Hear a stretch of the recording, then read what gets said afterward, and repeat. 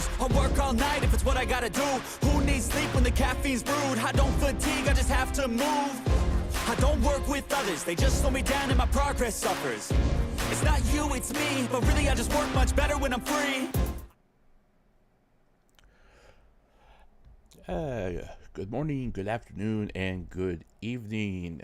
Welcome to the Marko Yamashita Show. I, of course, am your host, Marko Yamashita, the host of the only place on YouTube and probably on the internet that will give you fair, complete, and impartial information about the given topic at hand, and then also provide my opinion on why I think about something the way I do in order for you to get the most complete picture of the situation. Of course, today we are talking about the recent controversies that have appeared with the never-ending saga that is NIJISANJI and also Mikeneko. Now, we have a lot of things to cover. We have a lot of information to go through. I will attempt to simplify most of it because, quite frankly, unless you start doing some deep dives into like accounting or stock trading or financials, it can be a little overwhelming. So we will try to break it down and be as subtle as possible with dealing with the information and why these things are not going to play out like people are speculating. Okay, but we'll get to that when we get to that. Also, as a disclaimer ahead of time, I'm not a financial consultant. All right. I do dabble in investing from time to time, but I will not claim that I am an expert on investing or anything of that matter. Likewise, when I reference somebody in today's stream, and the links are in the description, these are not attacks at these people. These are, in fact, utilizing the information that they are providing and they are putting out in public that people are consuming and taking as fact and explaining why it's incorrect. It's called constructive criticism.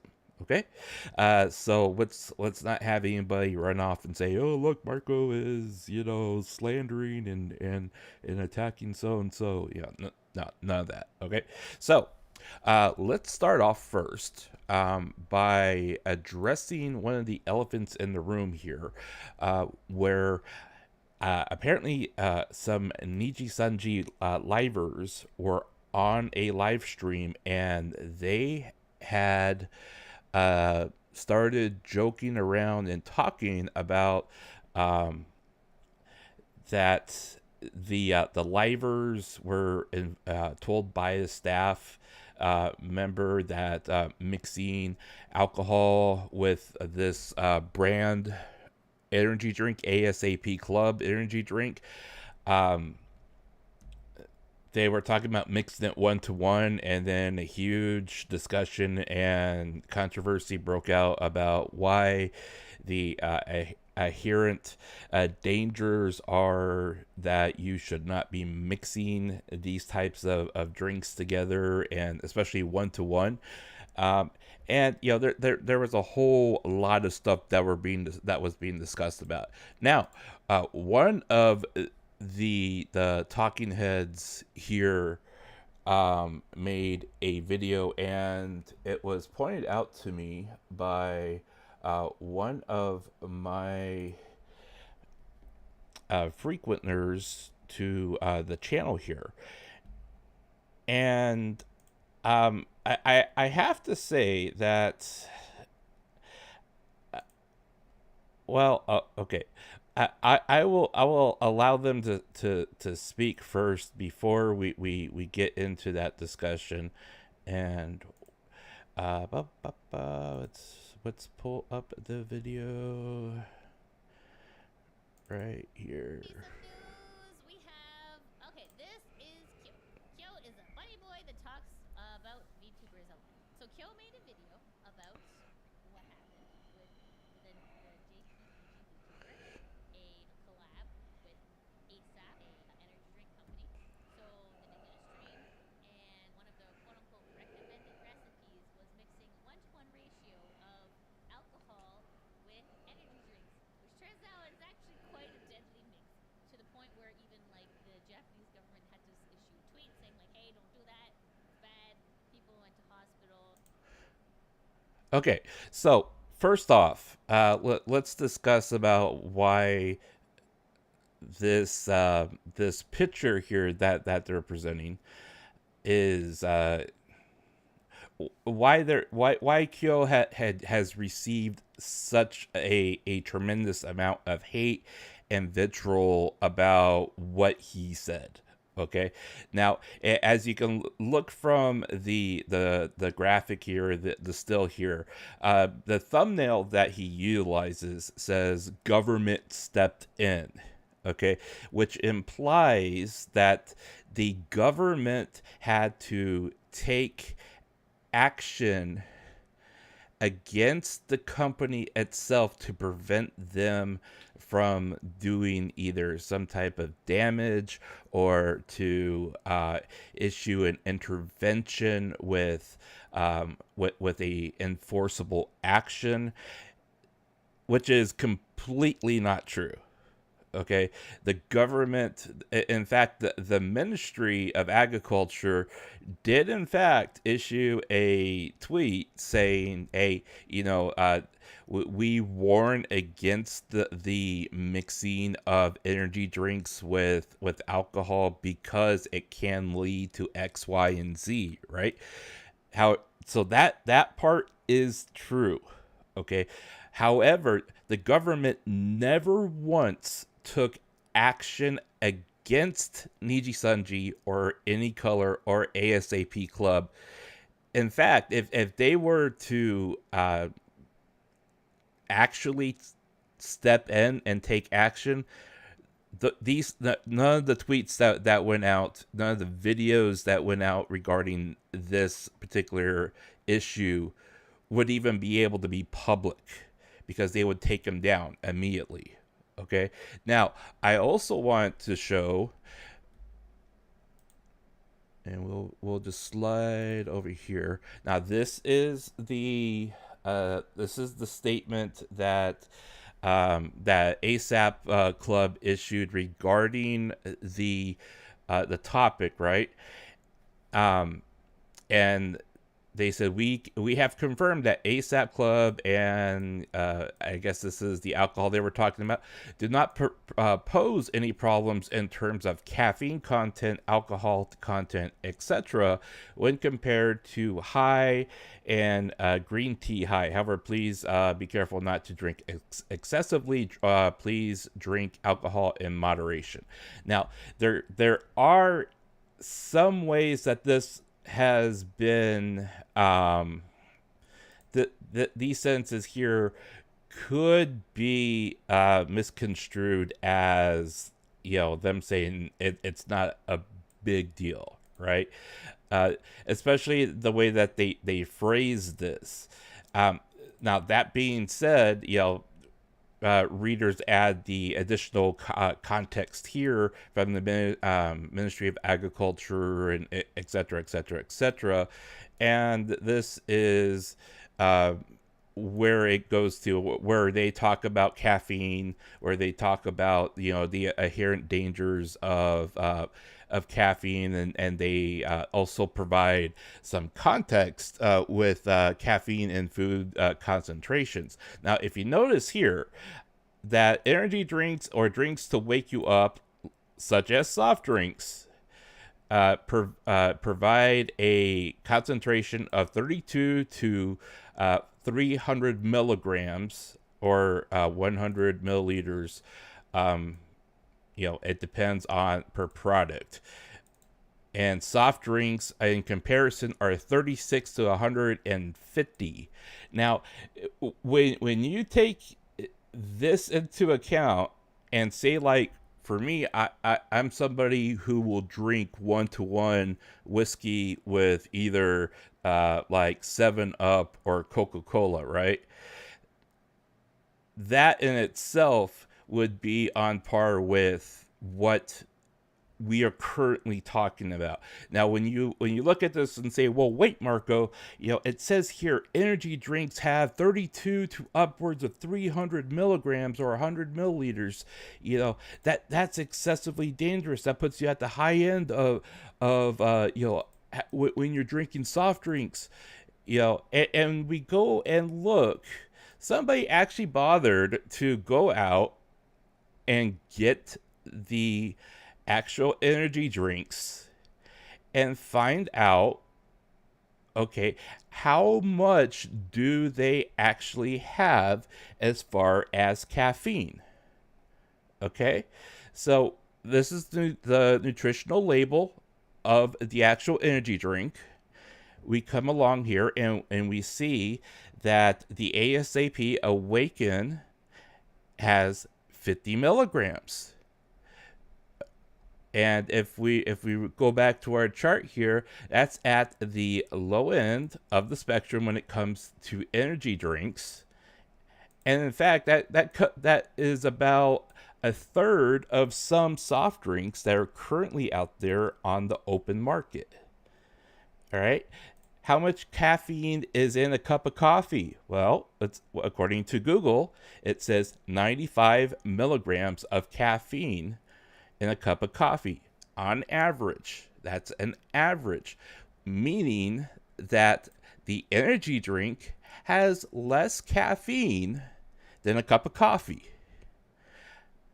Now, how much is caffeine is in a 16 ounce, whoops, I can't type today, ounce of Coke?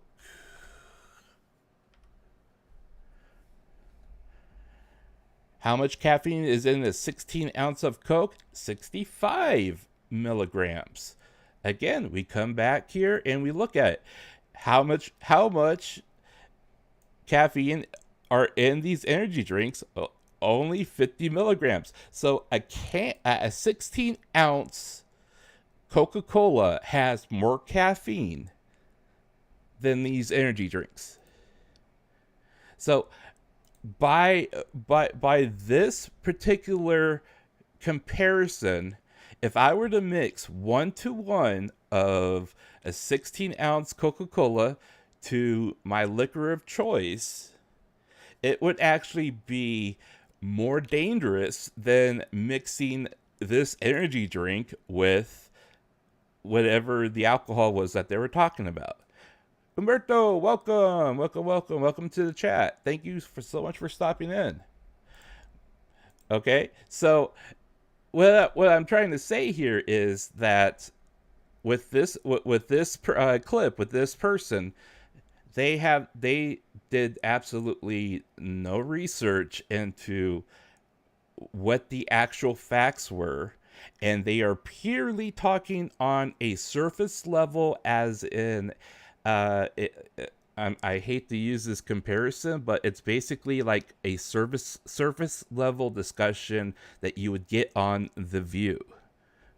I mean, that's how shallow we are going here.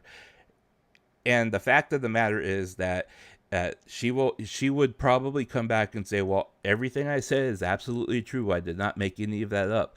And that is an accurate statement. However, that's only telling what is called a half-truth or a lie by omission. And it's basically no different than selective memory. And speaking of selective memory, she would likely say, well, I didn't know regarding any other information that we may cover, which is true, but only because she chose to stay ignorant of what of the topic that she is talking about. Now, we will come back here. We'll come back. We'll come back here. Don't worry. Don't you? You know, I don't want to worry you here. But I do want to move on to the next part of this, and we will go back to our lovely lady here.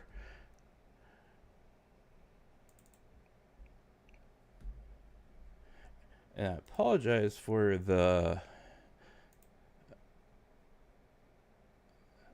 amount of dead spot here. So Okay. this is on the Kurosanji subreddit, and this was posted by Safe. And it says, is it true Vivi can barely afford to eat on Niji's quote-unquote salary? I imagine so. So this looks like it's on the Clover website. Vivi can barely afford to eat. Kunai's PL was flat out bigger than her Niji account. Oh!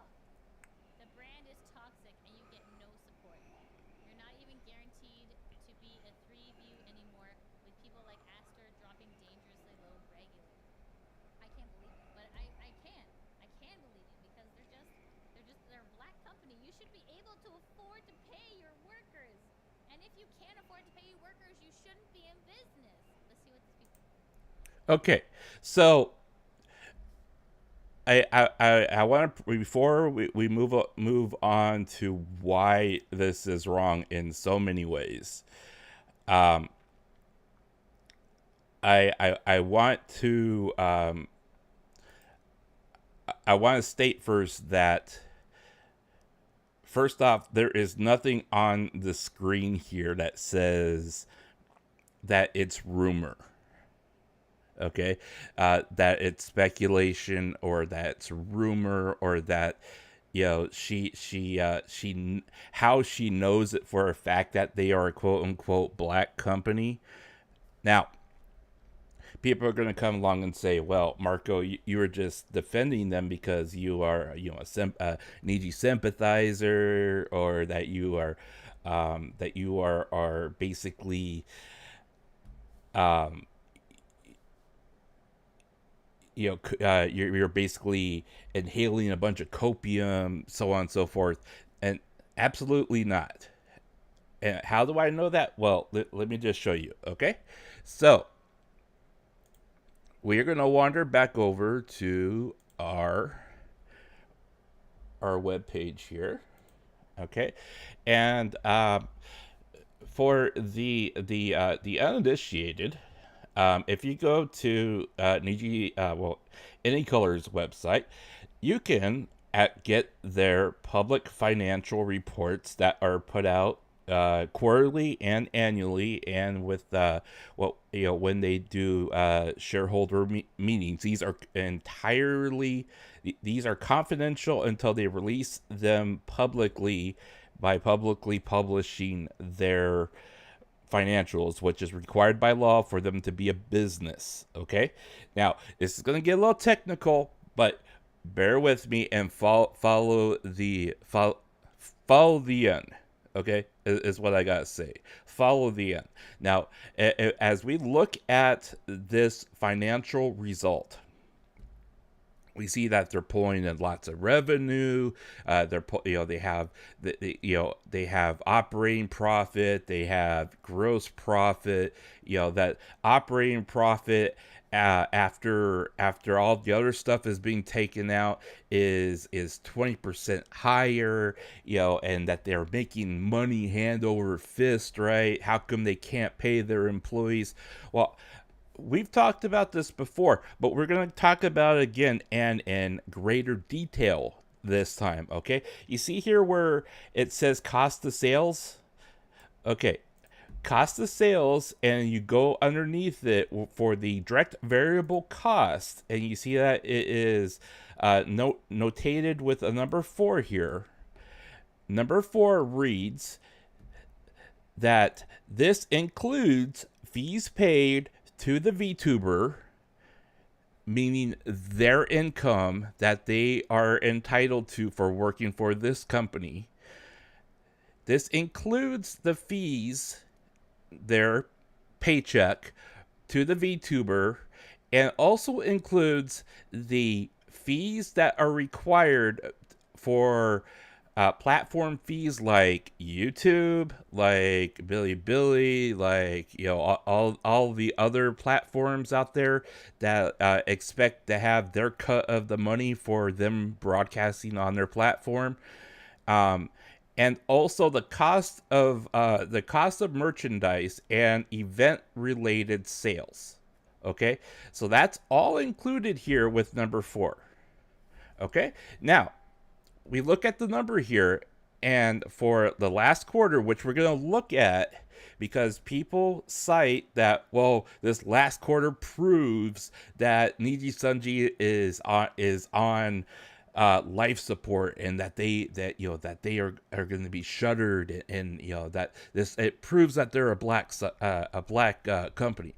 Well, let's take a look. Okay, so direct variable costs, 3,337 million yen, okay, for the quarter. That's 3 months.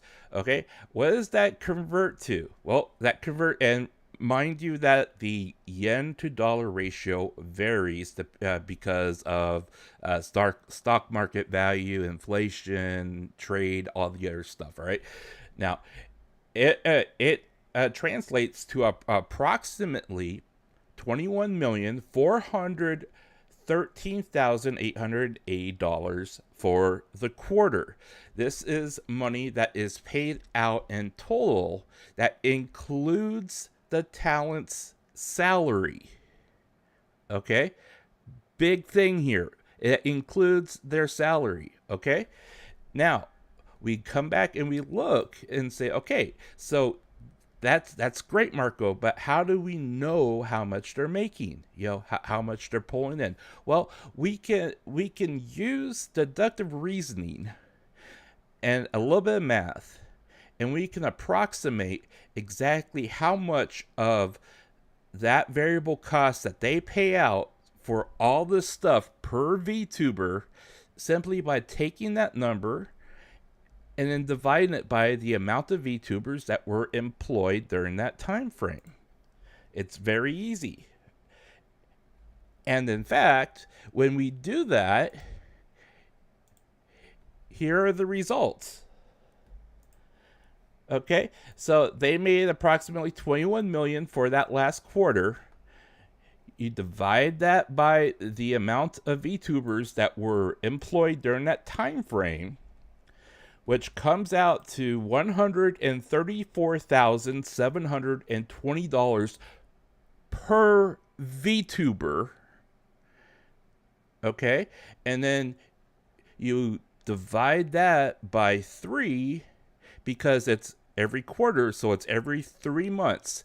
Their base salary, and this includes everything that needs to be paid for to YouTube, all the other expenses, all the other people who get cuts and of the profit and everything else. Yeah, this comes out to $44,906 per month. Okay, per month. They are making a minimum of close to 45 grand a month. Okay. Now, I say approximate, and this is an average because of a couple of things. Number one, it's because we don't know what per contract is given out per person. There may be incentives in those contracts. Of course, you have merchandise sales. You have all the other things. And again, you go back and you have the fees and cost of manufacturing for making said products, or paying out for contract people that are making assets for that person. All right, and also if we come back to the graphic here,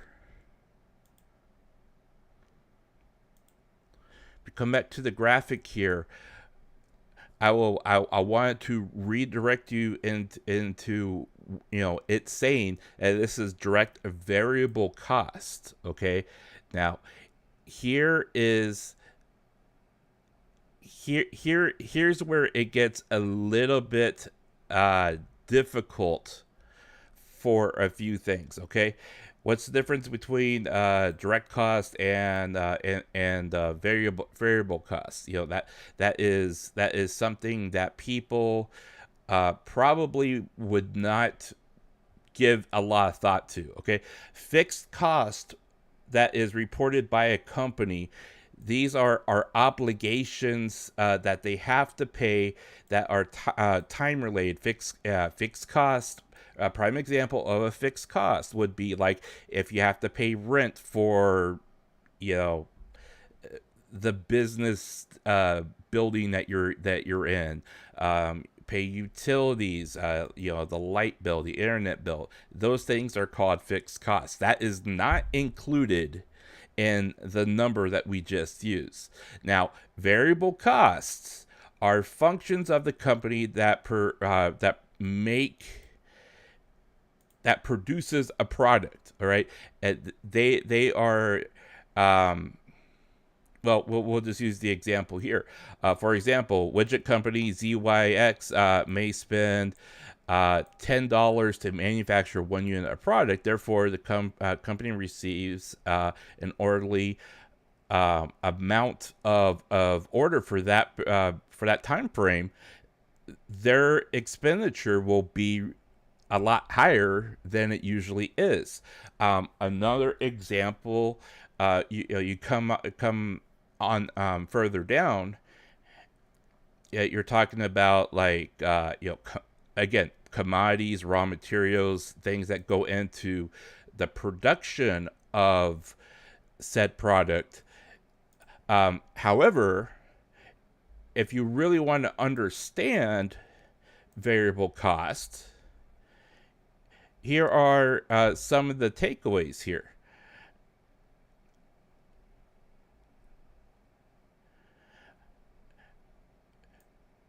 Variable costs that vary as production of a product or services increases or decreases. Unlike direct cost, variable cost on a company is a production volume. When a company's production level increases, so does the cost. Conversely, when it falls, that means it decreases. Now, that in itself is a key component of why this number has dropped significantly when we come back and take a look at it. Okay, it dropped significantly during this quarter. Why? Well, for one, you had several VTubers that had left and graduated or quit or whatever you want to call it, right? Second, you had the EN branch underperform. Okay, now I know what you're thinking right now, and you're probably saying, Marko, what does that have anything to do with salaries? Well, here's the thing. All right, this also includes billable hours for employees who are paid hourly, such as those that are needed for production facility, etc., etc. This also includes people who are on contract that are paid per output, which is what the VTubers are being paid. That's how they're being paid. They're being paid based upon production and output. So if they stream less, then they're gonna make less. If they if their merchandise doesn't sell well, they're going to get less in merchandise revenue. That's why you have so many VTubers out there who, like, they dream up of all this really nice merchandise that they want to sell you, but then when it undersells, they're sitting there desperate trying to get you to buy it because, number one, their paycheck depends upon them selling out of the anticipated stock. And if it doesn't sell out, then they're going to get paid less. Also, when they are, for whatever reason, if they say, like, they usually stream for 40 hours a week, and then that, for a month or so they get sick, so they only stream for 15 hours that week. They're not going to get paid for 40. They're only going to get paid for what they do, what their output is. That's why when you look at the balance sheets here, they are categorized under a direct variable cost, because these are obligations that they have to pay to the talent, but it's variable because it depends on output and also sales. That's what it comes down to. Okay? And that's why when you look at the gross revenue per branch here, you basically have almost like a 4-to-1 ratio here of Nijisanji JP overachieving and Nijisanji EN underachieving. And because of this, you now have a lot of people who are sitting there and they're complaining because, number one, if they're not streaming as much as they used to, or they they decide to quietly protest by streaming less, or saying they're sick or whatever, well, they're not going to get paid for time that they don't stream. Number two, if they if they agree to a terrible merchandising idea, well, they're not going to get paid a lot for it. Number three, well, if you have people on the internet who intentionally try to sabotage Nijisanji, which results in less people watching them and less merchandise being sold, well, yes, they're going to get paid less because you're sabotaging them. You're going, if you are a willing participant in it, yes, you are the result of them getting paid less. And then you go out and antagonize it even more. You have people, again, we'll flip back here. You have people who claim to be telling the people the news, opining where there is nothing on the screen nor anything that she said stating that this is her personal opinion compared to the actual facts. She doesn't present any type of information other than what is being construed as fact on a anonymous board, saying, "Oh yeah, they're a black company. This is totally accurate. This is totally true. Yeah, I totally agree with that." Hey, that's what she just said. But she's never produced anything to back up these accusations. Whereas what we're doing right now, we are actually going through the numbers to prove that what is being said versus what, hell, I wish I was making 40 grand a month. I really do. I wish I was making 40 grand a month, because I could live comfortably on 40 grand a month. I don't know about you guys, but I could. That's because I'm smart with where I live, how I live, what I do with my money, so on and so forth.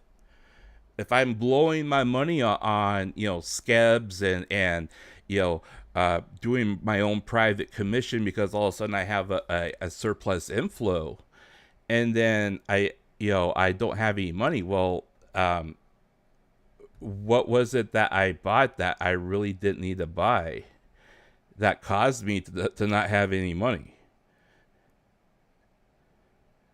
All right, so we'll leave that part as that. But now I can hear people saying, "Well, Marko, you're being too hard on the girl. What she's doing is simply reporting what the rumor mill is saying." Well, okay, if that's true, then explain to me why there is nothing on her screen, nothing on the screen in her video that says that what she's talking about is, number one, her opinion, and number two, rumor. But then she does this.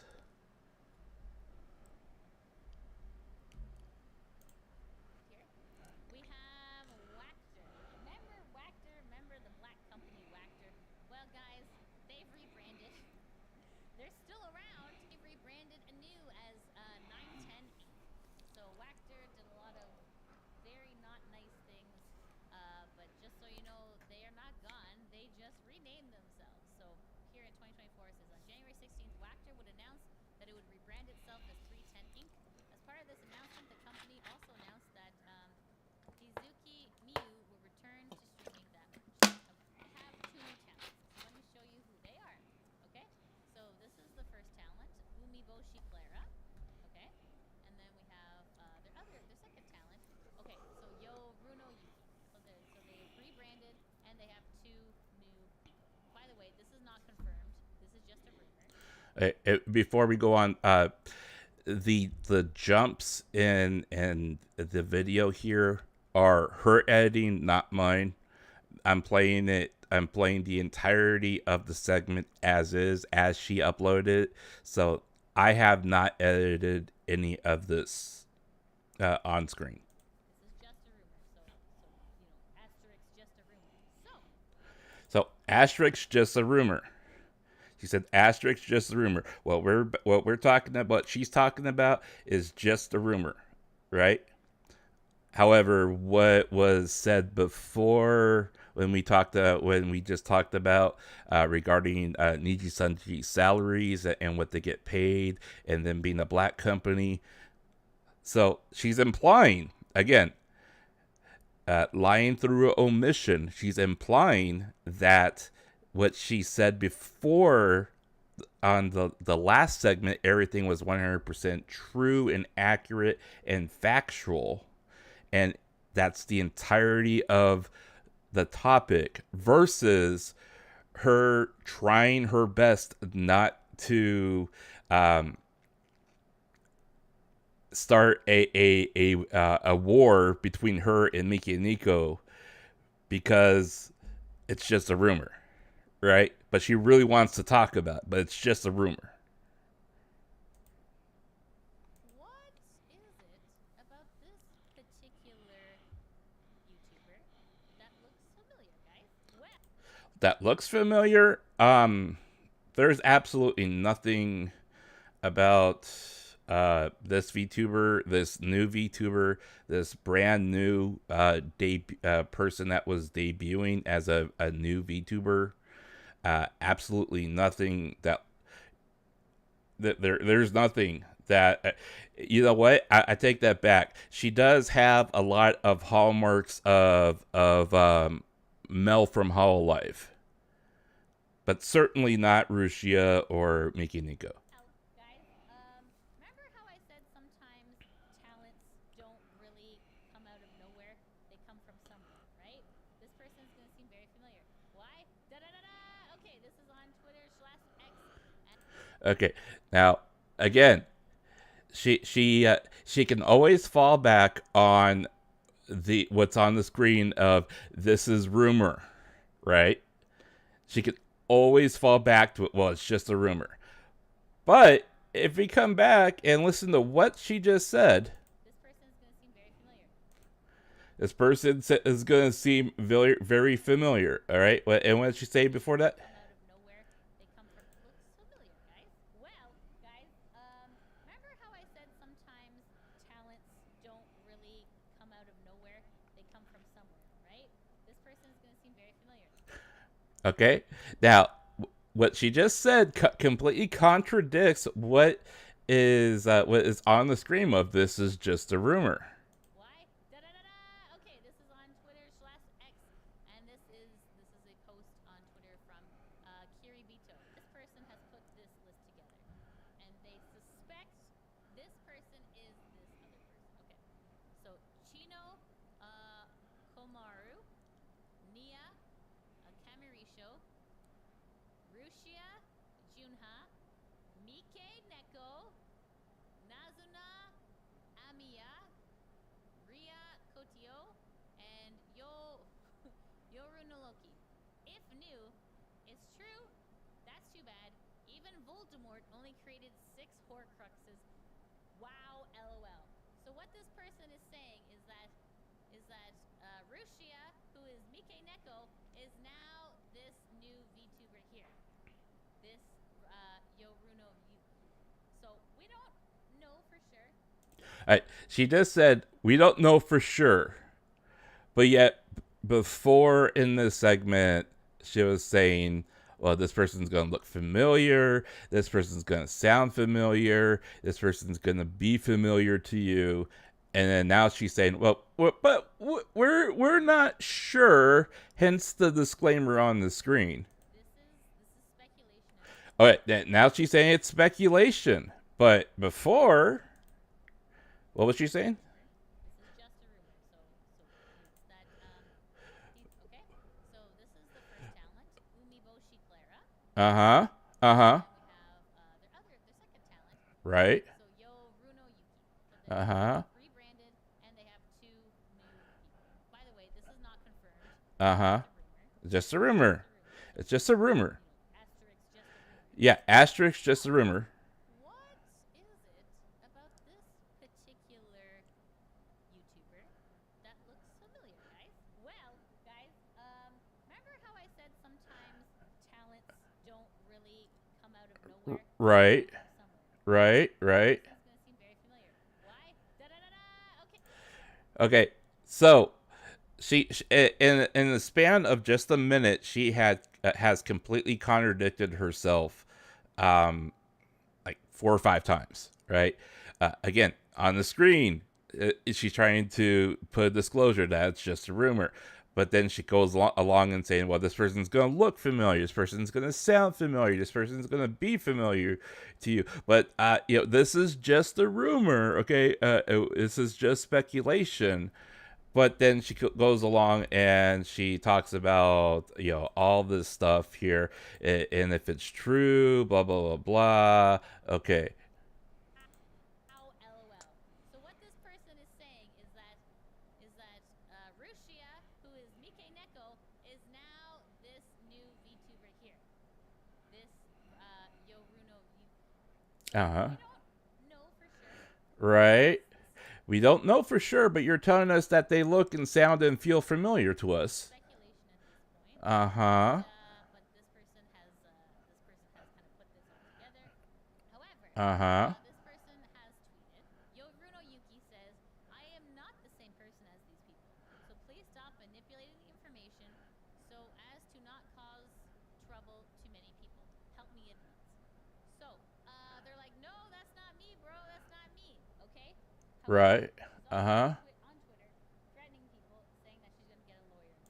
Right, because Japanese law states that if you slander somebody, regardless, and here we go again, I pull out the argument of what legal mindset refuses to talk about.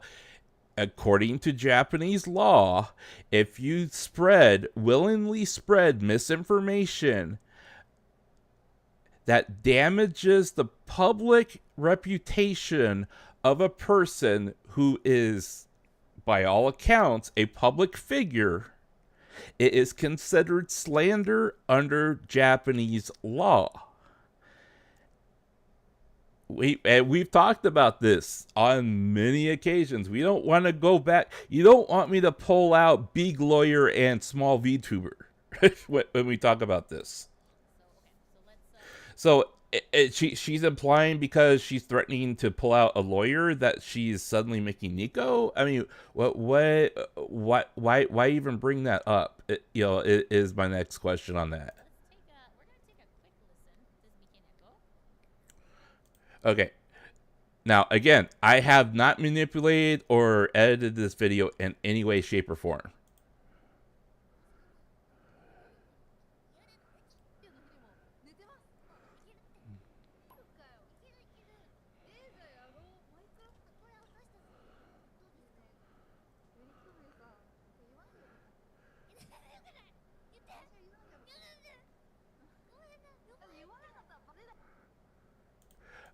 Okay, so a few things with this video.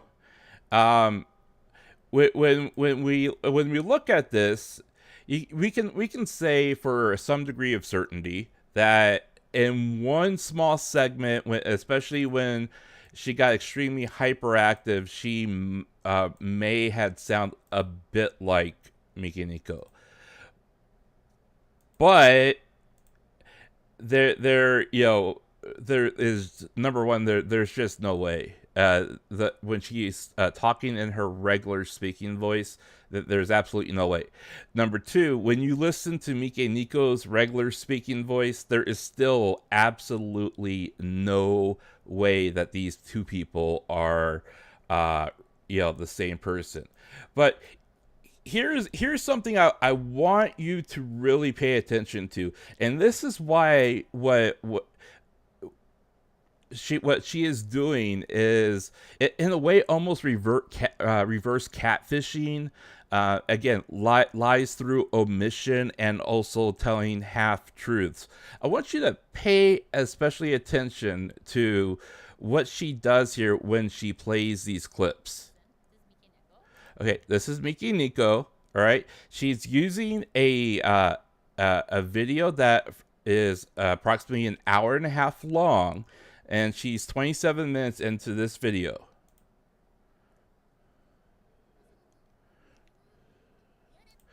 She uses 4 seconds of the video where Mikeneko is basically talking in a whispered voice. How the hell are you supposed to be able to compare the voices when, in fact, you are simply utilizing a 4-second clip of somebody talking like this versus, what was it, almost a minute of other clips of this other person? Which, by the way, why even bother blurring out the image? I mean, are you intentionally blurring out the image because of the threat of legal action against you? I mean, her picture is right here. Her picture is right here. Yeah, it's a little blurred, but it's literally right here. Shadow Mister, welcome to the chat. Welcome. Thank you for dropping in. It has to be a similar voice, but other VTubers sound kind of different when she. They do have a similar style of laugh. However, and I can say this because reminder, disclosure, I am Japanese, so I am entitled to be able to say this about my own people and not being considered racist. All right, I have in fact, when I first, because I was raised in America, I had limited exposure to other people talking Japanese because we always lived around either whites or Hispanics or other races other than ethnicities other than what we were. All right, so when you first start listening to people talk, especially in Japanese, you'll quickly start grouping them into stereotypes. And especially if your only exposure to Japanese speaking is through media like videos, like anime, like movies, so on and so forth, because you start grouping them together because you're being presented a stereotype to begin with, and then you start okay, so typically the rich girl talks this way, the tsundere talks this way, the yandere talks this way. You start grouping them together. The nerdy the nerdy male character talks this way while the jock talks this way.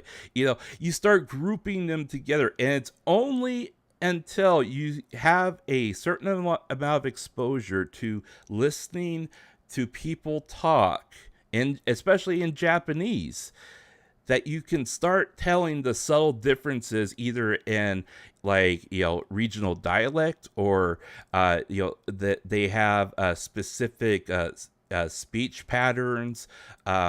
You could. I'm kind of at a point where in a lot of cases, I can listen to a character talk on an anime, and I can jump on the Honkai Star Rail, and I can listen to the characters talk or saying stuff while they're fighting, and I can say that person also voices the character of the anime I was just watching. Right? But it can take a while, especially when you are just a casual person that is coming through, or a person who is simply you want the quick and dirty version of what's happening, and you don't want to dive any farther, which is why most people believe the gossip mill rumors that people like this spread around. Especially when they double speak and they lie through omission. A lot of them sound identical to Mikeneko. She already has 2 active accounts. I don't think she could handle more. She's overworking as is. Yes, because she is spending all of her time and energy now on this concert, this live that she wants to do. That's where she's not going to go off and start working for another agency, especially an agency that already has a history of not paying out, when she is trying to put together a project that she is going to spend the rest of the year working on. It just does not happen that way. I mean, she would probably make less money, for all the people who are saying, oh, she's just desperate. I mean, look at, she'll sign with anybody now. She would make less money working for them than she would if she were to stay on her own. Why? Because if the contract obligates her to not have any side jobs that directly or indirectly compete with the agency, she would have to drop the whole Mikeneko concert thing again. I mean, why would she go out and say, I'm working on this whole live thing, when she signs with a company that would potentially completely can that, and probably, in fact, diminish any type of returns that she currently has on trying to make it happen. It makes absolutely no sense, So, and again, I know that I know that this young lady is would probably sit there and say, well, I said on the screen it's just a rumor and it's speculation. I'm like, yeah, okay, yeah, you did say that. However, you have completely contradicted yourself throughout this entire segment regarding her, where you are first leading on the audience into saying, she's gonna look familiar, she's gonna sound familiar, she's gonna feel familiar, but it's just a rumor. It's just a rumor. And then you play 4 seconds of her whispering into the microphone versus an entire minute of this other person. That is manipulation in its finest, hour, where you lead somebody on by letting them hear something familiar, and then you directly cut to something else and say they're exactly the same. That is manipulation. And yeah, I know she says, she tries to pass it off as it being inconclusive at the end of this segment. However, she spends over 3.5 minutes setting the entire thing up through double speak, half truths, and then tries to give a disclaimer that it's just a rumor, and that's wrong. I mean, that's just plain wrong. I mean, if a regular, quote unquote regular VTuber, like say somebody from Hololive or even Niji for that example, this example, if one of them were to do the exact same thing that she just did, they would be completely blackballed by the entire community. I mean, they would be calling her out and stringing her up, you know, calling her all sorts of things. But, you know, she can get away with it because, number one, you know, people are turning to her in order to try to glean a little bit of you know, forbidden information. And number two, you know, because, you know, they're going to say, well, it says on the screen just a rumor. Well, I could put on the screen, you know, any number of things here and completely, you know, disclosure my entire stream by saying this is all speculation and blah blah blah blah blah, you know, but that doesn't mean it's correct. It doesn't mean that I'm being truthful, and it certainly doesn't mean that I'm not, you know, misleading the people that tune in order to you know, try to spin something to get me a few more viewers. Absolutely not. Absolutely not. All right. We're going to move on to this. And this is exactly what I'm talking about here. Okay, we gotta get this. I don't really see what happened here as a problem. The thumbnail was factual because this person was in it. So like I don't understand the controversy. It doesn't make sense to me. Okay. And I titled this this clip, "Let Me Explain It to You." All right? Because again, let me explain it to the intentionally naive host here. I will say that this has happened several times on my channel too. Even in the video I released yesterday. Uh-huh. My thumbnail. Uh-huh. The person who was in the thumbnail was mentioned in the video. Okay. So just because the person that was in the video is also on the thumbnail and it caused me controversy or caused me negative interaction with other people, you don't understand why people are taking exception to the thumbnail. Okay. Well, what else is in the thumbnail?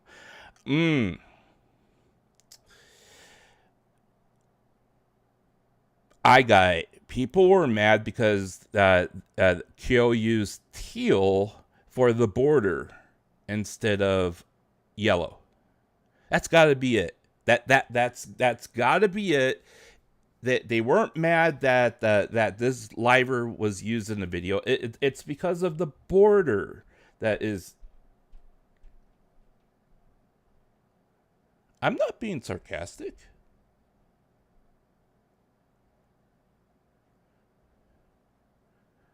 Oh, yeah.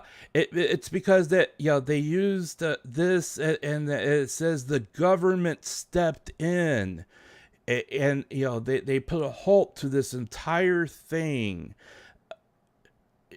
That's got to be what it is. Yeah. Yeah, well, I'm right on that too, you know. Oh, it's because of number 7 there. When headlines, visuals, and captions do not support the content. Like I said, the government didn't step in. It wasn't an act of Congress. It wasn't an act of a ministry. It wasn't an act of the Diet. It wasn't an act of a councilman.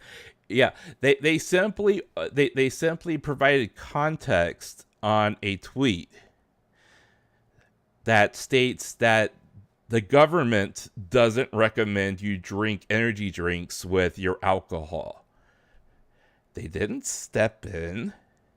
They didn't stop anything. They didn't make them pull down any videos. They didn't make them pull down any information regarding the segment in question. They didn't make the company apologize. They didn't do anything of consequence other than provide context. That was, by the way, provided in a reader's context, you know, type of thing on X. Yeah, I would say that that's a misleading headline. and it doesn't support the content because the government didn't step in. You know, I mean, you have to learn phrasing, you have to learn comprehension in the English language before you can, you know, perhaps maybe understand why people are mad. You know, I mean, and this, you know, she says that it's happened on her channel before. Well, what was it about that thumbnail or the video that you put up that people objected to? Was it because you were being misleading? Was it because you were kind of just trying to wave just enough type of attention getting things to bend the truth to kind of make it sound like you might be correct? I wonder. Yes, most VTuber news channels are just acting like an average drama channel. They make it vague and they focus towards implying that the controversy is true without... Exactly. Thank you. That is the exact that statement there is probably the best way to understand what I'm trying to say here. All right.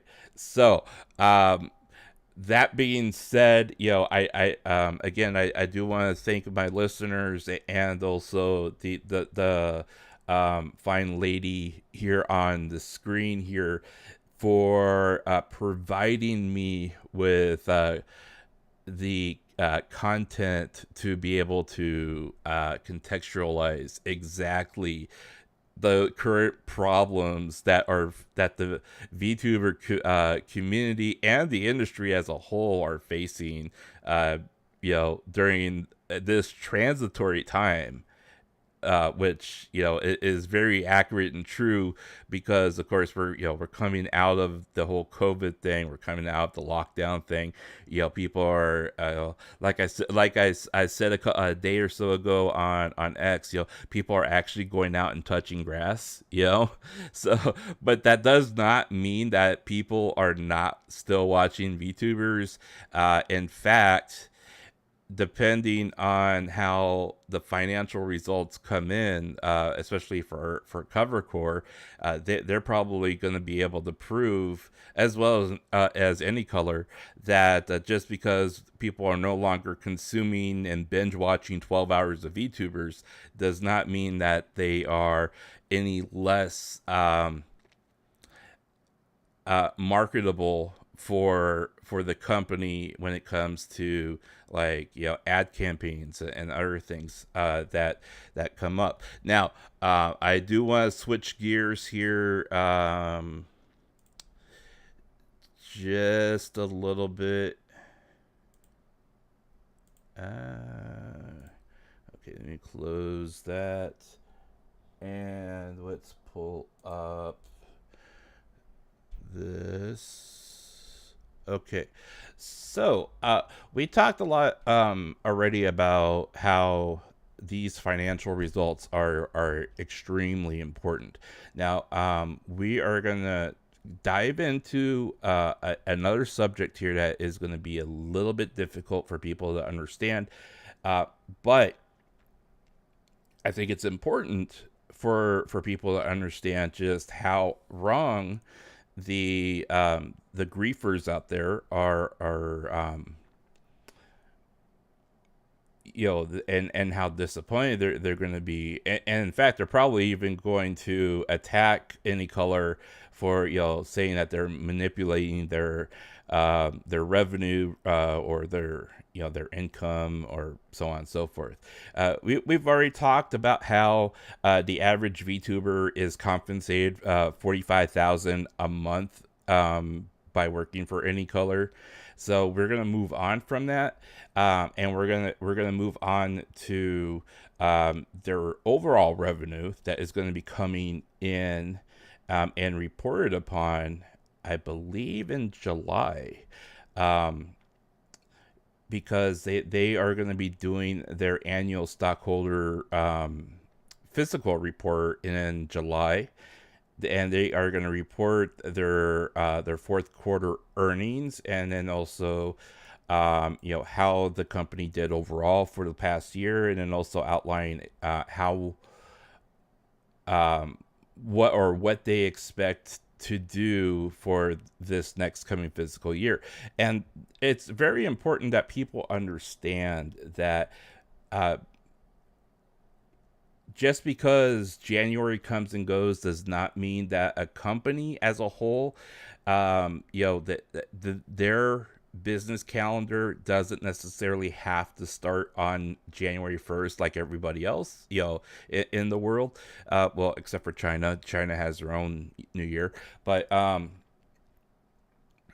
lot of companies in Japan, their start and finish for the calendar year for their business usually correlates with roughly the beginning of April to the beginning of even upwards to July. For CoverCore, their annual results and their reports are coming in either today or tomorrow, and their annual calendar year ends on March 31st. Okay, so I'm putting all that context out there because there is still one more quarter of earnings reports that is outstanding for AnyColor, right? Now, I've seen and I've read a lot of the speculation that is out there that on Reddit and 4chan and everything else, and quite frankly, all the vitriol out there makes me entirely sick, and I just have to stop after a while. However, most people are trying to forecast that AnyColor is going to be in trouble because of all the controversy that has happened over the past several months. And they are pointing to that as why the company is going to seriously show signs of failing. Now, I state all that because when we look at, wrong way. When we look at their forecast that they have for this last quarter in their financial summary, we're seeing that they're reporting, or they're forecasting, that this is what the final number is going to show for their last quarter. And they're stating that they, as of this report, they're already 70% of the way to this final number. Now, people are already pointing to this particular figure here and saying, well, they're showing a decrease in revenue. And so, unless they have to make at least this much in order to even break even, compared to the last week, and most people are even saying, well, they're not even going to make that much in return. However, AnyColor is they're banking on a few things. They're banking on the fact that they held their own event and their own concerts here recently. They're also banking on what they would define as fixed income through business negotiations and business contracts with other companies for either IP collaboration and marketing. And that's where they're able to pull this 70.5% number from, because it's already been figured in. It's a locked in amount of income that they can already project on the screen here.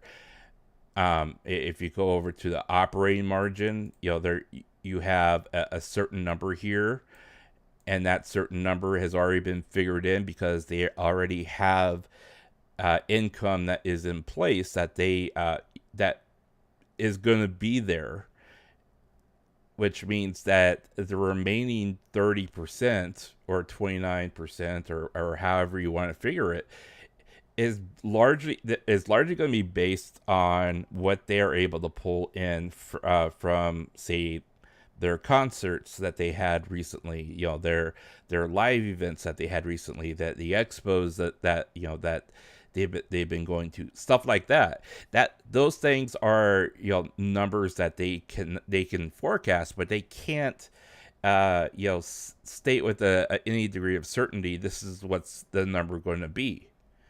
All right, so people are seriously underestimating this entire thing. And people will come along and say, well, Marko, that's fine and everything like that, but with all the controversy that's happening with EN, I mean, come on, this is you're drinking up the copium again.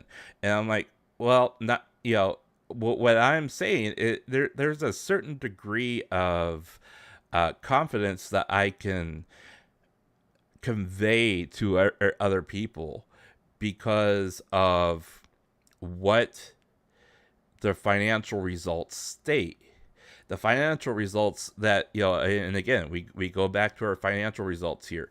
The financial results show that NIJISANJI JP pulls in roughly 2-to-1, 66 some odd percent of the revenue compared to the EN branch. And the JP branch is by and large extremely healthy. There's some drama that goes along on that side as well. However, you do have to take into account that most of the JP people, by and large, try to keep their head down, do what they need to do, and then they move on.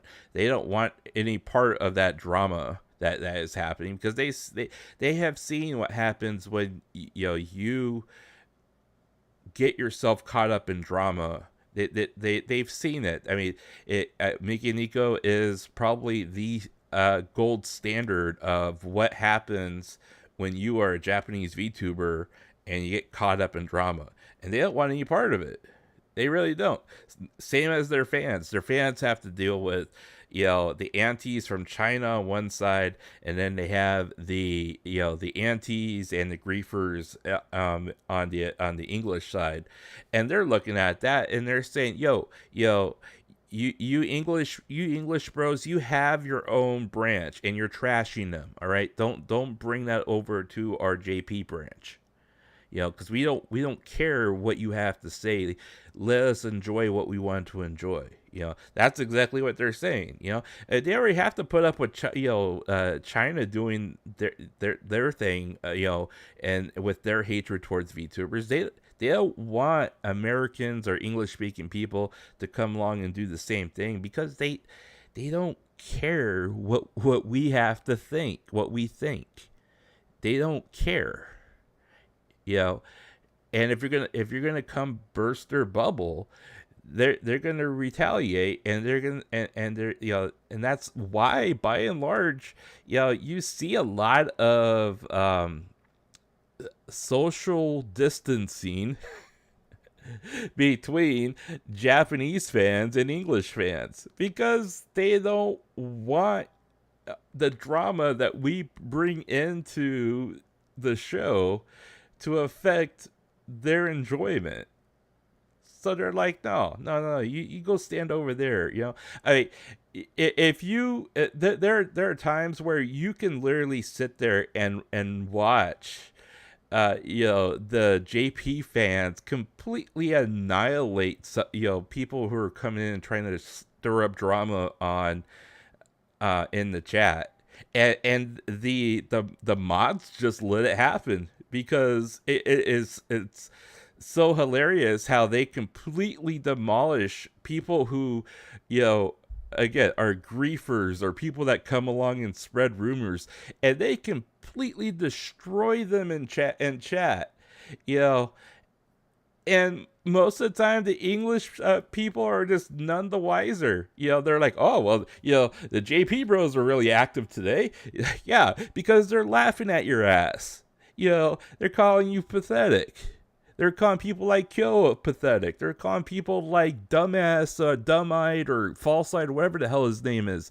They're calling him pathetic because, that's the only way that they're going to be able to have any kind of fame in life is, trying to dig at the bottom of a trash can in order to dig up something juicy to pass on to other people who enjoy the trash.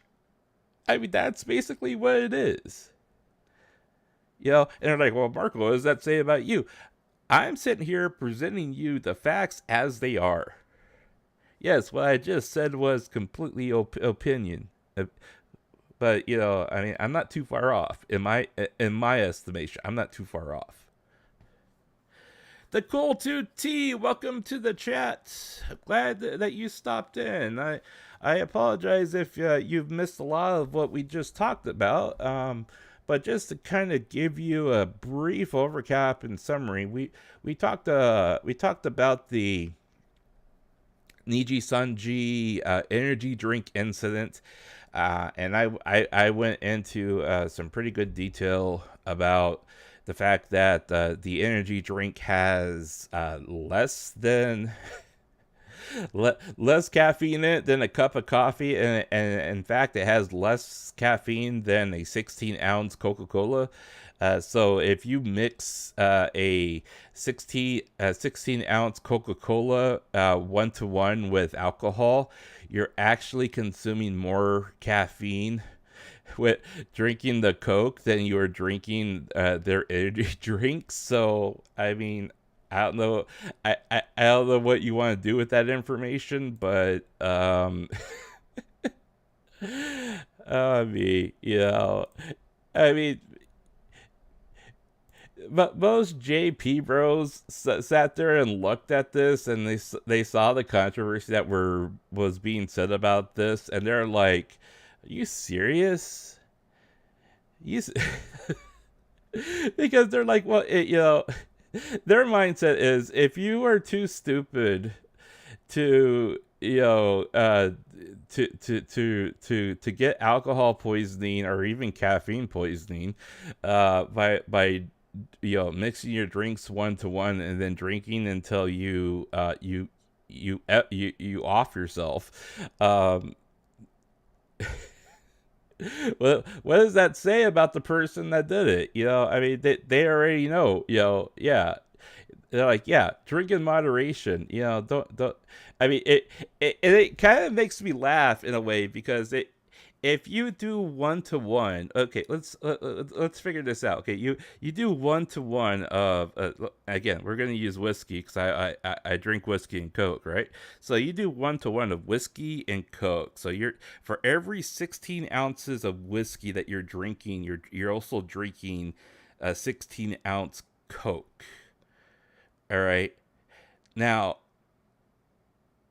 At most, I may drink 2 Cokes a day, if I'm lucky, because I don't want, even Diet Coke. I mean, like, I hit a limit where it's just like I don't want to drink a carbonated beverage anymore. I want to drink something that actually gives me hydration.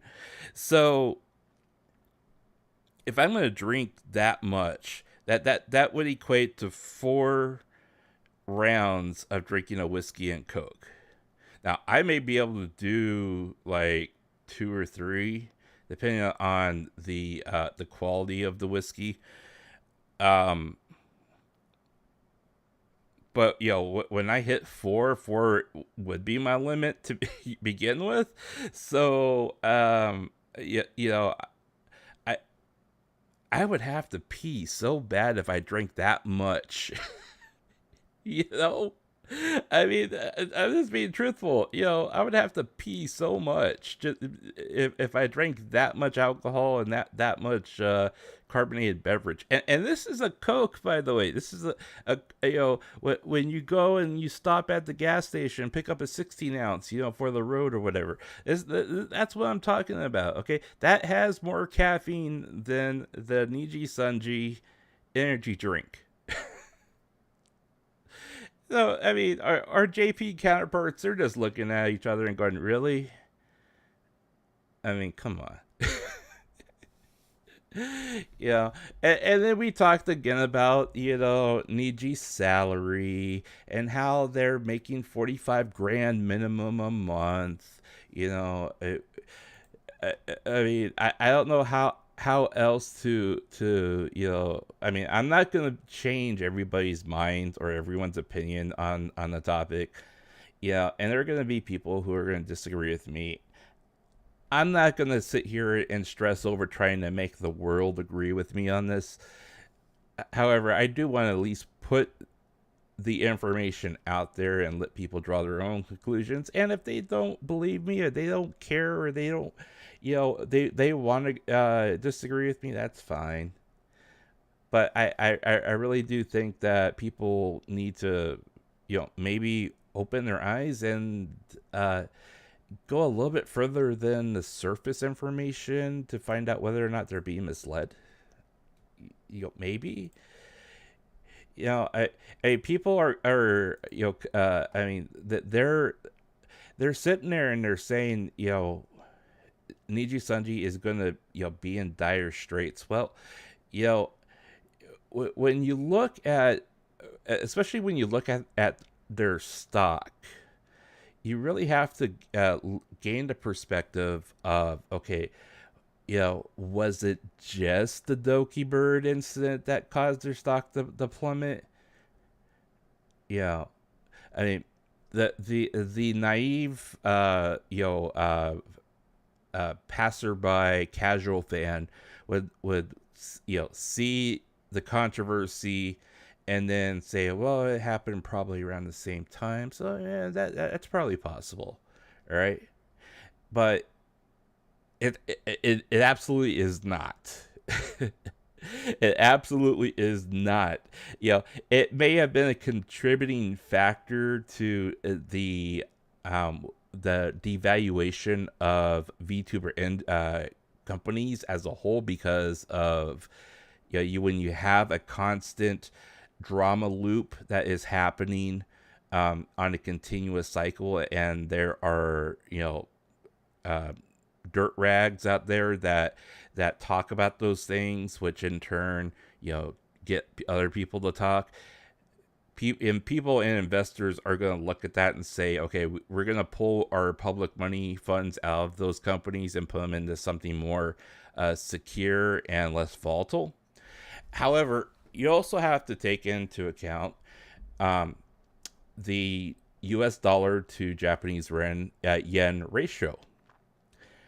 And what else happened around that time? Well, if we come and we look at our trusty little graph here, we see that during that time frame, the dollar to yen ratio was roughly about 127, 129 to $1. And then mid-March, it started going up and it stayed going up, right? And that was primarily in part due to a couple of factors. The Bank of Japan raised interest rates for the first time in 17 years. Most people were like little babies crawling on the ground during that time frame. So, I mean, it was within a lifetime that since this last happened for a lot of people, where they raised interest rates on loans that people, including investors and companies would pull out in order to provide funding for their companies. So those went up. That was in an effort to control inflation, because the inflation numbers coming in from the United States were unchanged, and they were, it was less positive.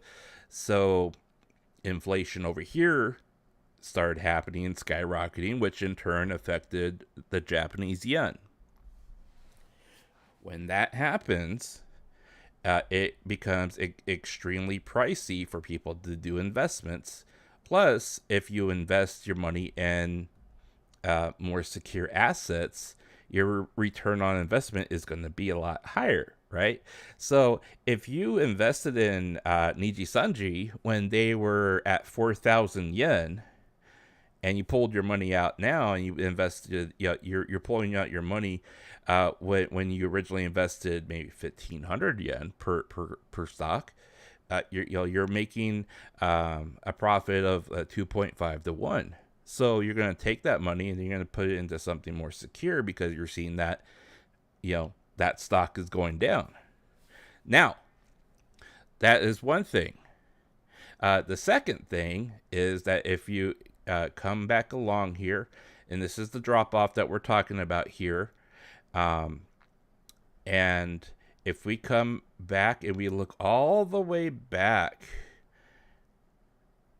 here on July 28th, 2023, this is the other spot that people look at and they say, well, I mean, look at how far, their stock fell. I mean, they were at 8,500 yen at their peak, and then all of a sudden they plummet all the way down to 3,000 yen, right? And they never bother to look at why the valuation dropped so hard. And it's because they did a 2-to-1 ratio stock split. All right. Now, people wonder, for the uninitiated, what does a stock split mean? Okay. Well, let's say that you invested in 100 shares and the valuation was 8,000. We're just going to use round numbers. Okay. So the valuation was at 8,000 before the stock split. All right. They split 2-to-1. You have 100 shares in the company. When they do a 2-to-1 split, that means you now have 200 shares, and each share is now worth 4,000 each. All right, because you're splitting 8,000 into 4,000 and 4,000. All right. Now, if you invested your money when it was at, say, 1,000 yen a share, and then it gets all the way up to 8,000 when they split, that basically means that for 500 yen per share, your return on investment is going to be 7,500. That means if you cash out your stocks, that's how much profit per share you're going to get. Now, a lot of people, what they do is they cash out those stocks, and then they come back around, and then they either hold on to part of their portfolio, which was invested at 1,000, or they cash out their entire holdings, and then they rebuy the stock at a lower price. But you don't know that unless you actually follow the news. And so people, especially on 4chan or Reddit, they automatically see a drop, a significant drop like this, and they're, oh, look at that, all that drama and all that BS. That this just proves they're a black company and that people are losing faith in them. No. They split their stock, and that's why it drops down. Now, why would a company do that? Well, it's mainly because it gives enough liquidity within public shares for people to buy, for potential investors to come in and buy shares in their company, and it allows them, new investors, to buy shares at a lower price to invest in the company, which in turn attracts more people to come in and invest. If you're a stock trader and you have the choice of two identical companies, say AnyColor and Hololive, and one company is trading at 8,000 yen per share, and then you look at, like Hololive is roughly about 1,800, a share. If that was the current discrepancy in share prices, but the return on investments were exactly the same, and the earnings per share are about the same, they're going to invest in the cheaper stock because the potential's there for them to get more back on their investment. Yeah, I mean, it's easy for people to look at charts and diagrams and see a drop like this and automatically think, well, this is the reason why. People try to add context to it, but the context of it may not entirely be accurate, and that's the case here. And in the case again, when we move down our chart here, several things were happening during this time frame where their stock price fell, pretty badly. And if you look at the price comparison here,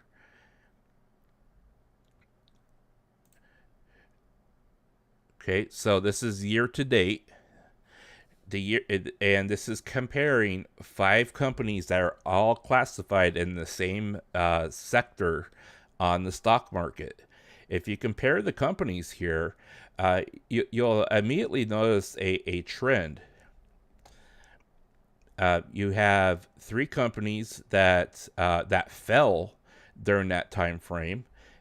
And here's the dip where it happened.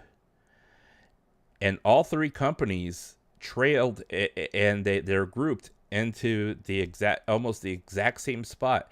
AnyColor dropped 30% value. CoverCore dropped 40% in value. Toei Animation Company dropped 30% in value. Now, Sega Sammy Holdings, now they had a blockbuster success with their Like a Dragon game that they released. So their ratings shot up here when the sales numbers came in. And then, of course, you also have Nintendo. Nintendo has always been a powerhouse. And so they typically trend right along the line there, depending on whatever game that they're pushing out for their Switch. And now there's speculation that there'll be some announcement here coming up pretty soon for the Switch 2, which is helping their stocks rise. But if you look at the trend lines here, you have a grouping of similar companies within the same sector, all trending downward. Now, you can't tell me that all 3 companies suffered from Doki Bird. Okay? I can understand maybe you thinking AnyColor, maybe Hololive, but most people are considering Hololive the safer bet at this point. But, Toei Animation Company certainly had no part of that.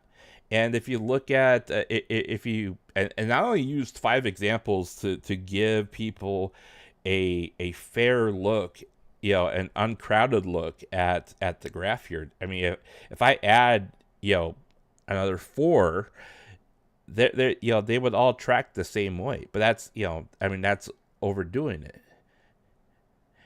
The fact of the matter is that all these companies suffered from the Bank of Japan intervention on the yen, and then of course the inflation numbers from the United States spilling over into the valuation of the dollar versus the Japanese yen, pressure that is coming in on their economy.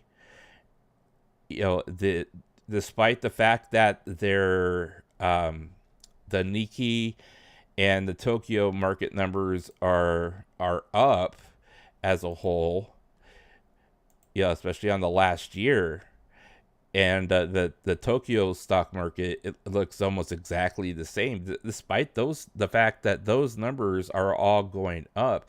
This also indicates that the numbers and the valuation is going up because the inflation numbers are making the value of the yen itself less, mean a lot less. So that means the more yen you hold, the higher the higher these numbers are going to go.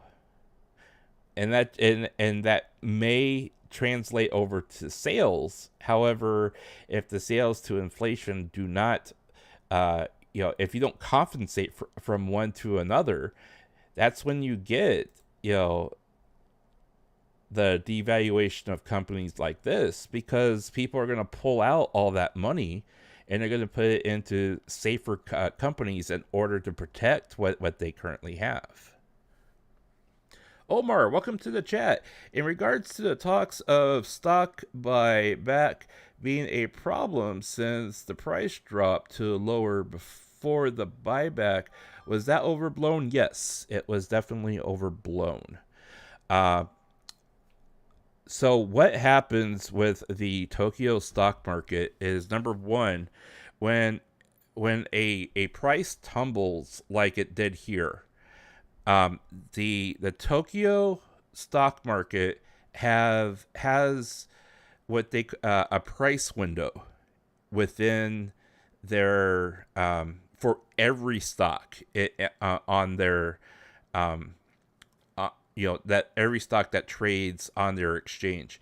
When you surpass another, and this includes going higher or lower, by the way, when you have an abnormality that causes a price to go either higher or lower than those quota markers, they automatically put a stoppage of trading for that particular stock, and they hold it like that for a day, and then for the rest of that trading period, I should say, that the rest of that trading session, when they open the next day, if it continues to drop from those initial markers and it does not show any signs of correction, they'll hold it again for another trading day until day 3, where then they readjust the brackets for the highs and lows of trading for that company. So you can say that they held any kind of selling of said stocks for, at most, I believe it was like a day and a half, unless of course it happened on a Friday, then you would have to go through the weekend. But that being said, if you look at the trade numbers here, that's cover core. AnyColor. Okay, so we're and we'll drill down here. Okay, so we're now looking at hour per hour. Okay, this is hour per hour, and this number here is the last. That was the trading marker for. Let me scroll down. That was the close marker. That's the closing price for the 14th. Okay. So when we get to the 15th, actually, I take that back. So this is the when trading was halted at 2 a.m. my time. So that would be on the 15th, March 15th, their time. Okay. Trading was halted here when it went down right there. So that would be 1800 my time. So that would be, okay, so that would be approximately opening bell for their markets, because their markets, they have very short market sessions. They have from, I believe it's like 9 in the morning to 11:30 in the morning, and then 12:30 to, I believe, 2 or 3. It's a very short investment window. So the price must have fallen, and immediately after, when the markets opened on this day, it'll be the 15th for them, they halted trade. Yeah, because the next tick here is after hours.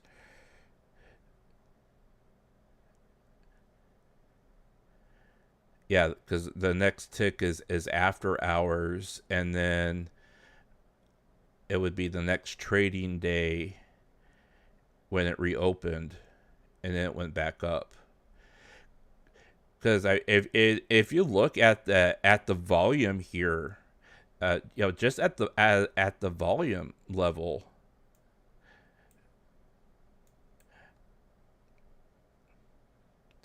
the volume level here is positive trading, and there was a ton of positive trading here when the price fell, which seems to indicate that they saw a price fall, and then people automatically jumped on the price fall, because these two trading sessions here are positive. You don't start seeing negative trading until right here, which have been the 15th. That would be about 11 o'clock, I believe, their time.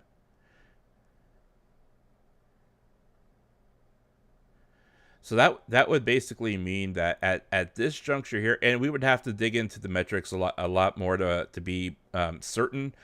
However, if you at least from a first glance, it looks like there was positive trading of people buying stocks here, with the dip in price, and then later on people were either selling short, or they were this would be when the cash in would start happening.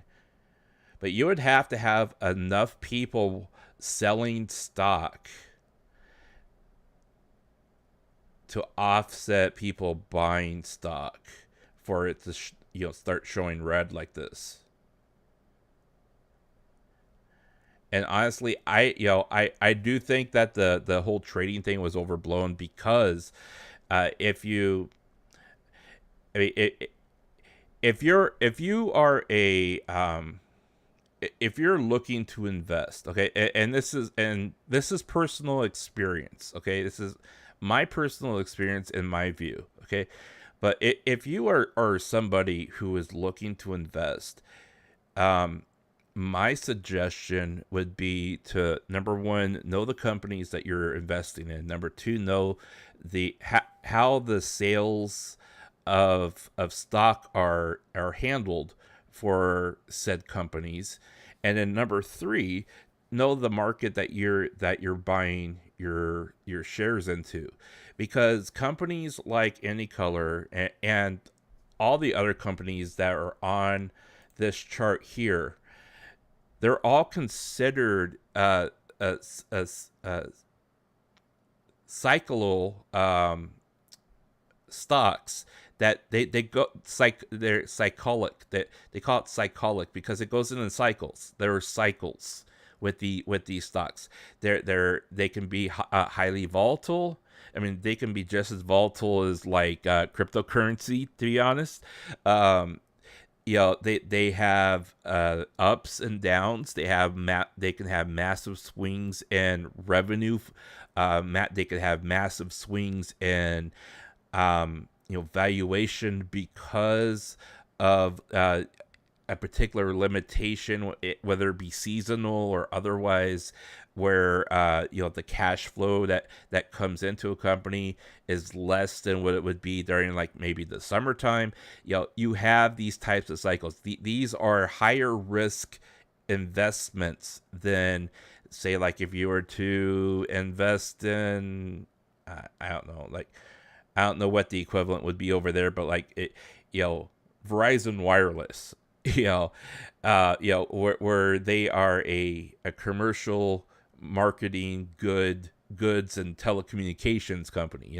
If you invest in something that everybody basically utilizes, like something in telecommunications, or utility companies, or like renewable energies, things like that, where it's more guaranteed, and there are more guarantees within financial holdings and debt holdings, those types of things, then you're going to pull money out of securities that are highly volatile and less secure, and invest into securities that are less problematic, less prone to volatility, and would essentially give your portfolio a better chance of return on investment, or even dividend payouts. I mean, CoverCore and AnyColor don't pay dividends on people who hold stock for the company. So there are no dividends that are paid out to stockholders, unlike other companies where, say, like GE, and I'm talking U.S. stock market to there, but there are even Japanese companies like Konami and Capcom, and some of these other companies that do pay out dividends. So you have to do your research and actually understand the market that you're buying into. Now, full disclosure, yes, I own stock in CoverCore. I purchased stock from them. I mean, why not? I mean, I how often can you say that you own stock in a company that is in Japan, or even say that, hey, I'm a VTuber and I own stock in CoverCore? I mean, why not? But that's besides the point. But I literally had to do a lot of research and draw my own conclusions in order to understand. Like, number one, I mean, there are a crap ton of hurdles that you go just to be able to be allowed to invest in the Japanese stock market from the United States. You have to go through a broker, and then get that broker to okay you for global trading. You have to have a certain amount in of cash assets for liquidity, and then you end up spending an entire day just trying to get money transferred from one account to the next, and then you have to spend another day just to try to get those cash assets traded off from dollars to yen. And then there's another day where those funds are held before they're dispersed into your account for you to actually be able to spend in the Japanese market. And then you also have the time difference. So if you put in your trade after the bell, you have to wait until the next business day where they open at 9:00 before that trade is executed. But then there's even a delay with that execution because you're going through a broker. The broker has to confirm with their counterparts over in their stock market before they report back to you. Yes, we were able to buy the stock at the bid or at the asking price that when you initially put in your order. And besides that, you are required in the Japanese stock market. You are now required to buy a minimum of 100 shares per company. They in order to buy one investment unit, you have to buy at least 100 shares. You have to, and it goes in units of 100. So, I mean, I'm going to totally out myself for this, but I mean, that's fine. Whatever. So, we're looking at 1730 here. So take the 1730 and then multiply that by 100, right? So, let's see here. Let's see. Yen to USD. So that's $11 a share, and then you multiply that by 100. So that's $1,100. You have to in order to currently own stock at CoverCore, you have to invest a minimum of $1,100, and that's minus transition fees and commission for the people that are doing the stock execution of the stock for you. So, I mean, it is what it is.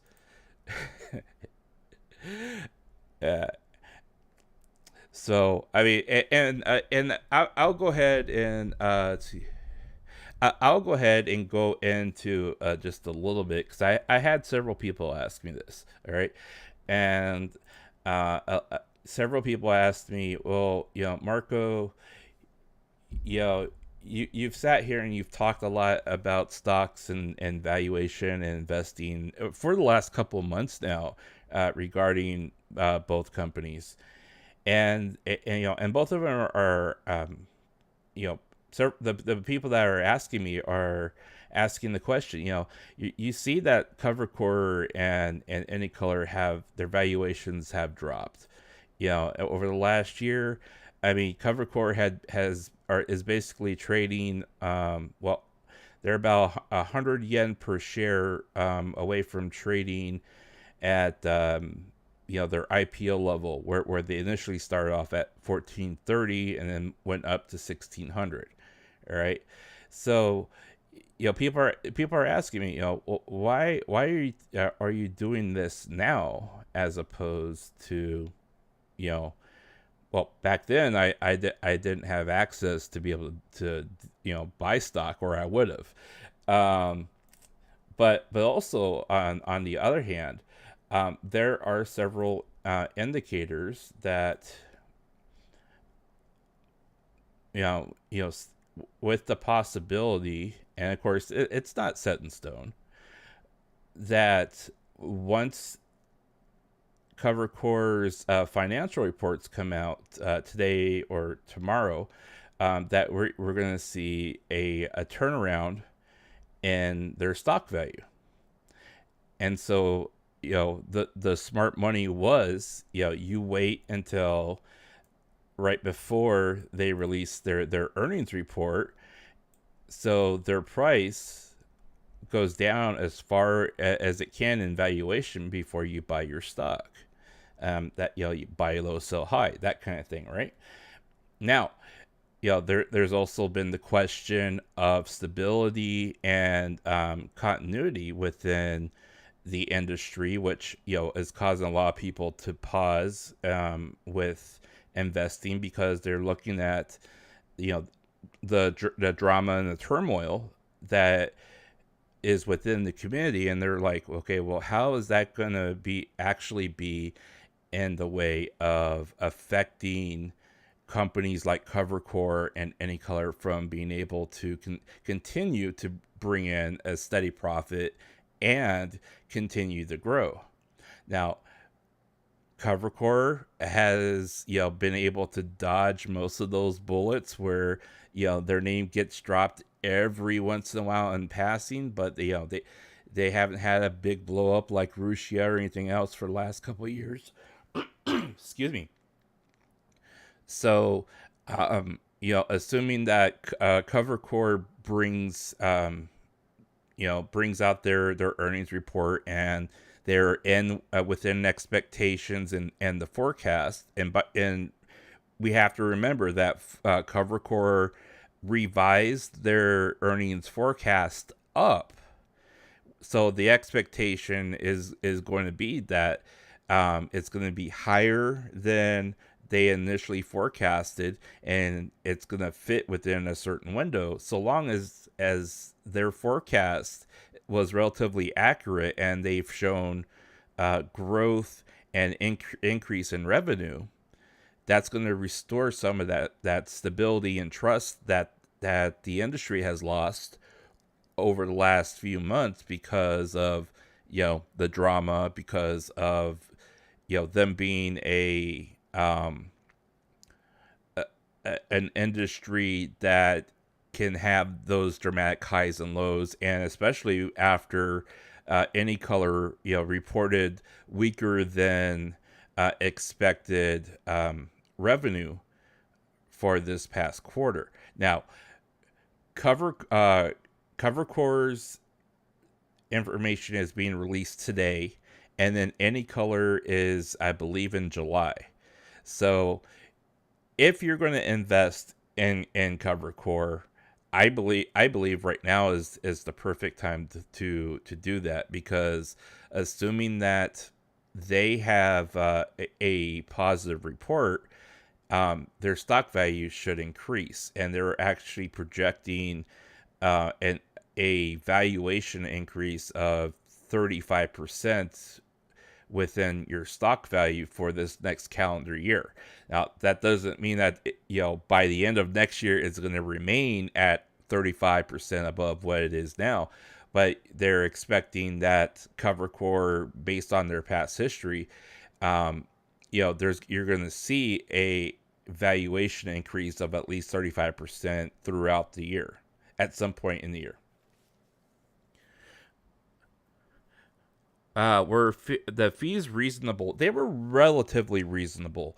It depends on your brokerage, and it also depends on who's handling it. Fortunate for me, my brokerage did not charge me a currency transition between from US dollar to yen. Some places and some platforms, they charge you a flat fee for that. And then depending on the brokerage and the market that you trade in, the broker could hit you with like a percentage fee for executing the trade for you. So like, say like, you have to buy 100 shares at $11, so that's $1,100, and they could charge you like a 1% to 2% commission fee for that. So they would add on an additional 2% or 1% to that number before they execute the trade. So it's and then also you have to bear in mind that brokerages do tend to also take a commission when you cash out your shares. Some of them are upwards of 5 to 8 to 10% of whatever value of cash out of your stocks are. So I mean, it can feel like that. You basically have to look at how much profit you're talking about making, and then be able to calculate, okay, this is how much they're going to take out, this is how much I'm going to get back, when's the perfect time to withdraw my money, that kind of thing. So, and they also do that because that is also kind of like an incentive for you to leave your money in there to hopefully get a higher profit, so they can get a higher profit too. So I mean, there's also that. But it was reasonable for me, and for me, I'm not gonna say, well, I just had $1,100 lying around or anything like that, because I mean, I didn't exactly have it laying around. However, I was presented with an opportunity, and I was, I had always, in the back of my mind, I've always wanted to be able to say I own stock in a company, and it was the perfect opportunity for me, so I went ahead and took it, But again, you do have to, the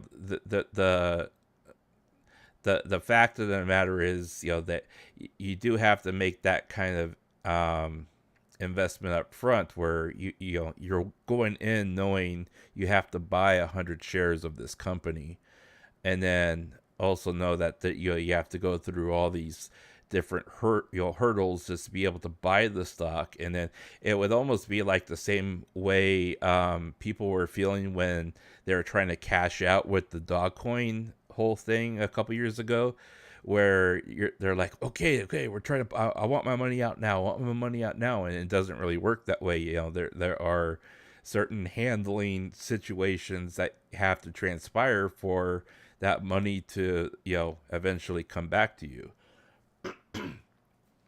And I'm not sitting here thinking that I'm gonna get a turnaround of 100% of the stock or anything like that, by no stretch. But I do think that there is going to be enough valuation here for people to look at cover long term and say, yeah, they're going to be able to innovate, and they're going to be able to do more things with the platforms that they're trying to build.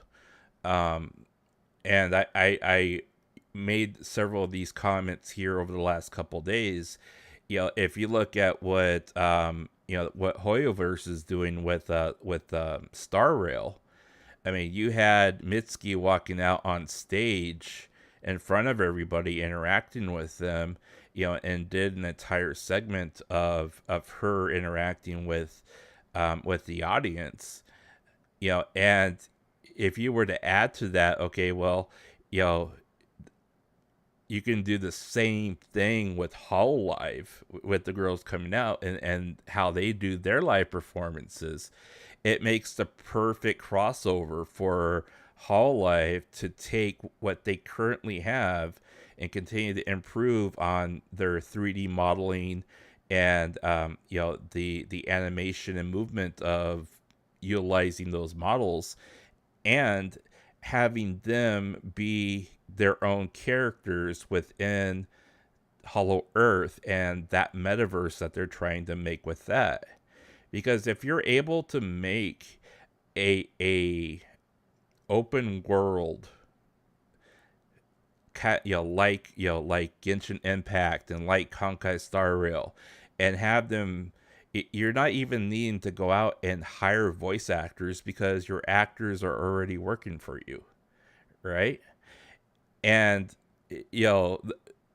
I hate to beat this up over the head, like like a duh type of thing, but most of the voice actors that Hoyoverse hires to voice the characters, most of them can sing and have released singles and albums and done live concerts to begin with.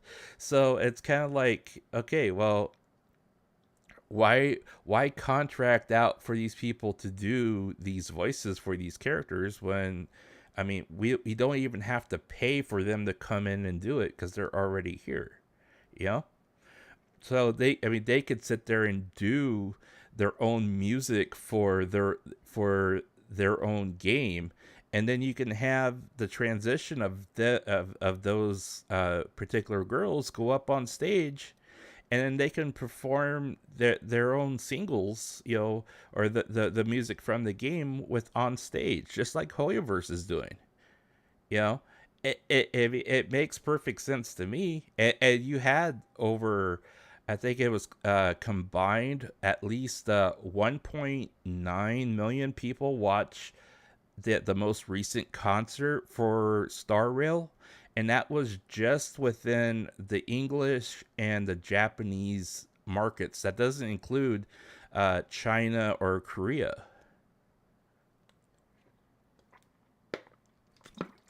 So I think there is great potential here. Now, I have always put a little caveat on this of, we also have to bear in mind that Covercore has only spent about 23 to 25 million to try to make this game happen, which is significantly less than what MiHoYo and all of them spent on Genshin Impact and Star Rail. But that being said,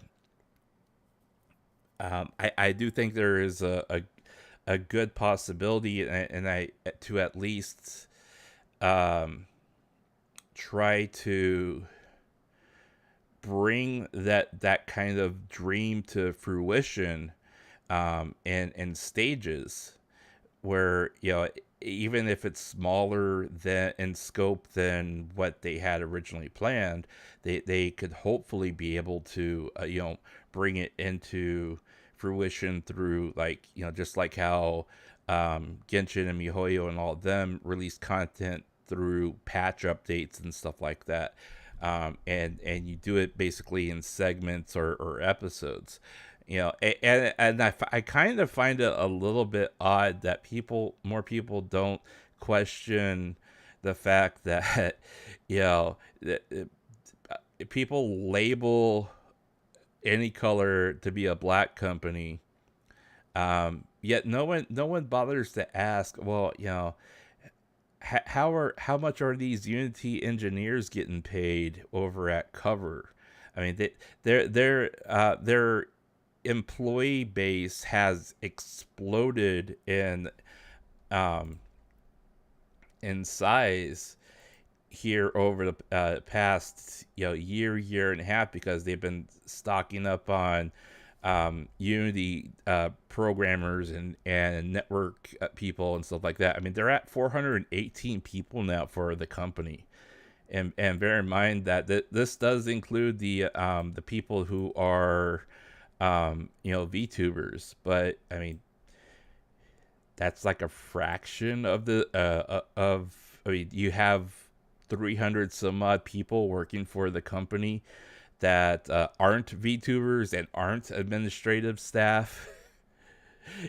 Who are these people exactly? Well, they are likely all the programmers and engineers and technicians that are trying to make this game, and also all the 3D stuff that they are trying to achieve with the company. So, I mean, that is what it is there.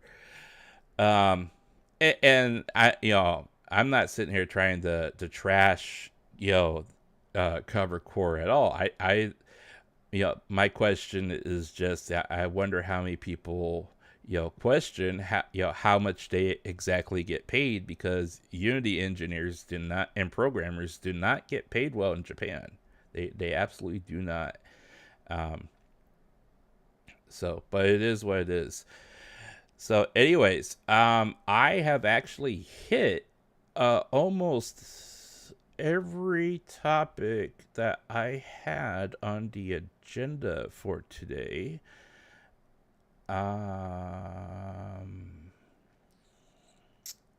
So if I were to sum things up, I do want to say that I think people are more or less just looking for reasons to take shots at Niji, because they have made it themselves such an easy target for people to take shots at them. There doesn't seem to be the amount of community management and outreach with the brand as opposed to what Covercore is.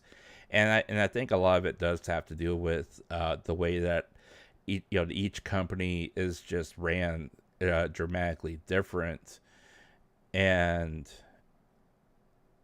as a result of the deviation in cultures from one company to another, the outlier, which is AnyColor, basically reacts the way a corporation typically does, and that's extremely slow and extremely with a lot of bureaucracy behind it. And this is another thing I have talked about off and on, and I'm not gonna say if I've done it yet or not. But I've thought that if they were to be pitched something to the effect of having a face out there that would interact with their community on the level, as opposed to dropping vague public relations announcements that basically cause more damage than solves. I think they would be in a much better place, because you have to have that accessibility for people to feel comfortable with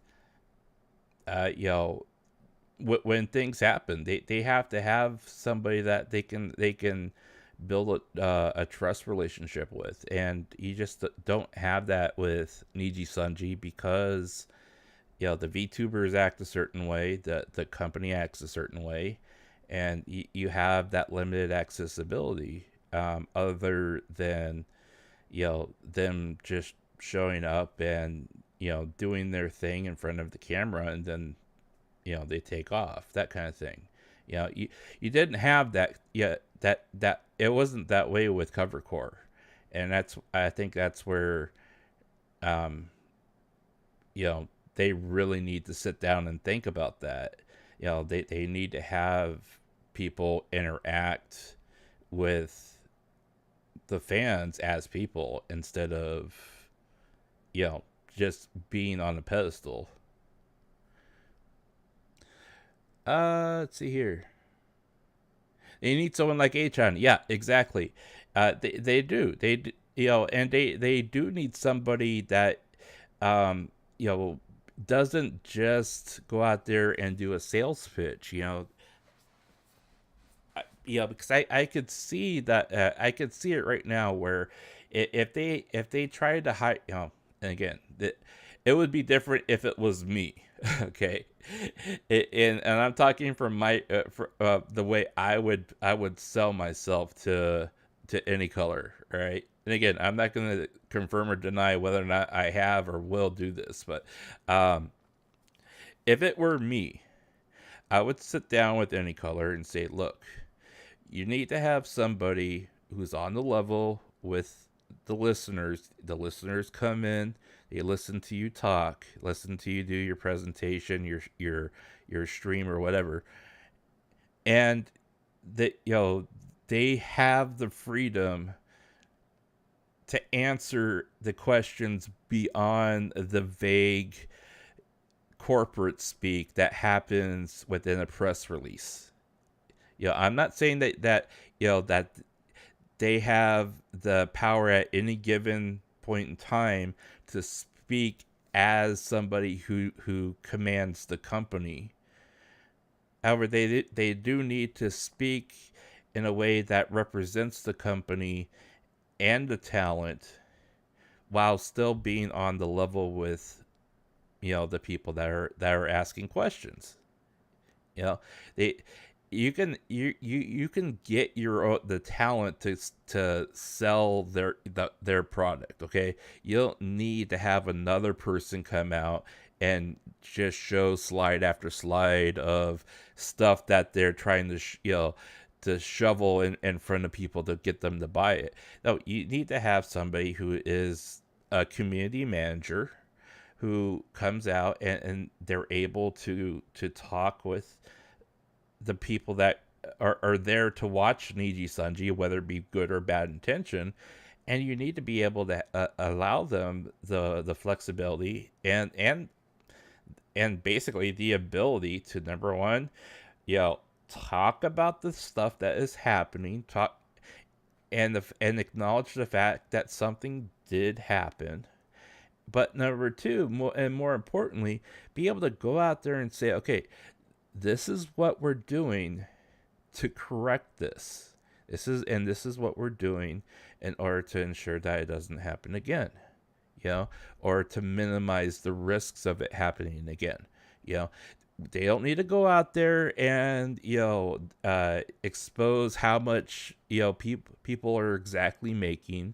I mean, you can do the exact same thing I have just done twice during this broadcast, and show the approximate numbers of how much income, net income after that's already calculated in there.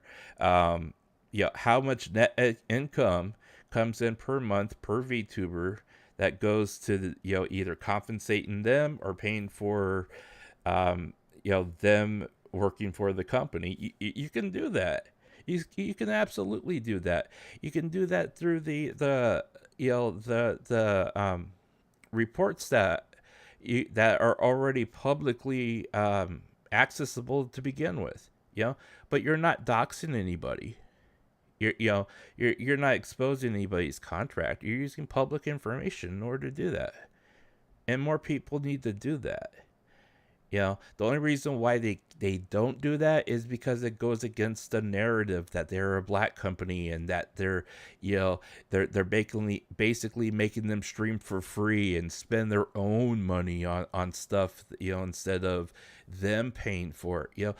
I mean, there's so much that it is literally balled up into just one talking point, that Nijisanji needs somebody to come out there and say, look, okay, this is how it is.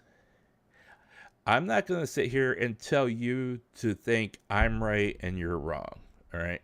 I'm going to tell you how it is. This is how it is. If you don't agree with it, that's fine. And in fact, if the talent doesn't, thinks that they deserve more, they need to voice it to either me, so I can go mediate on their behalf, because at that point you're basically a talent manager, you're basically an HON, and they and for that matter, the talent needs to be able to have the confidence and security that if there's something they really want to convey to the people out there that come watch them, because they're indirectly or directly involved in a situation that has caused a commotion, they need to have the confidence to be able to approach the person that is going out there to speak for the company and on their behalf and say, look, this is what I really want to tell people. Can you find a way to be able to convey this without damaging reputations and blah, blah, blah, blah, and everything else like that? You have to be able to give that person the ability to do that. You have to give them enough autonomy to be able to, be able to say what needs to be said, be able to express what needs to be expressed, and then importantly, remind people that are there of what's important. Because right now, the only thing people are saying is, what else can we hold against Niji? That's basically the conversation now. What's the next topic? Everyone's watching like a hawk to be able to, get a gotcha moment so they can be the first person to call it out and just spin up more controversy. That's what's happening.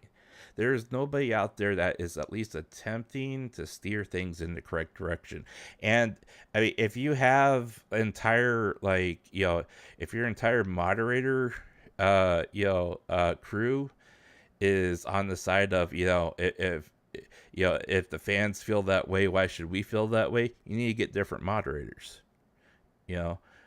I mean, that they're not doing their job, and these people are in one way or another compensated for being actual moderators for their their clientele. They're not people. They're people that are pulled in that get interviewed for it. They aren't people who are just randomly picked out of a crowd because they're a fan of them. Since they don't have anyone to answer, they leave it up. Yeah, they basically allow people in the community to drive their own narrative.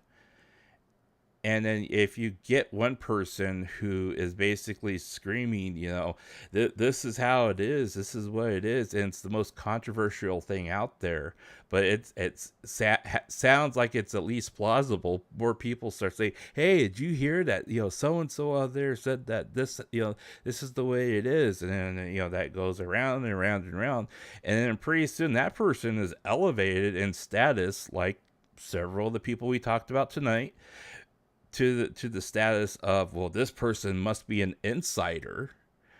So, they go out and they start talking about that kind of stuff without any kind of proof or any kind of evidence other than speculation. And then pretty soon they're like, hey, so you talk about this stuff, right? Well, let me get, you start getting talent that are maybe a little bit disillusioned by, the way that they thought it wasn't the way that they thought it would be, or they're not happy in their current place, but they don't say anything to anybody. So they instead start leaking this stuff to people like that. And then pretty soon, I mean, all they're doing is elevating the exact person who would turn around and stab you in the back given a chance, because that gets them more popularity, more views, more revenue, whatever.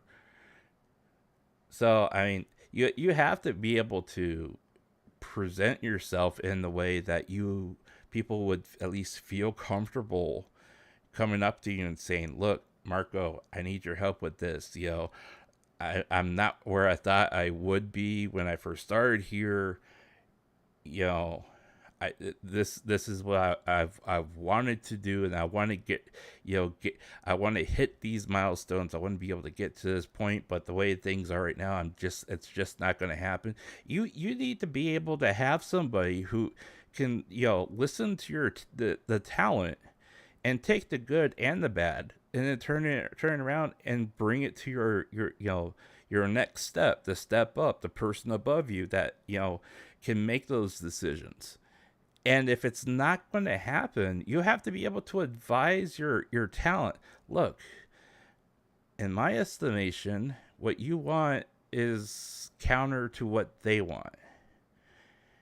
So we either we either need to help find a way to help you make peace with that, or perhaps we need to look at maybe like getting you into a spot or a place that where you can you can achieve that dream that you want. You can bring you can rationalize that dream, because I mean, if you stay here, you're going to get more disillusioned. You're going to get you're going to feel like you're just being used for to be a body to bring in money, and you're not going to be able to do what you want to do and achieve what you want to achieve.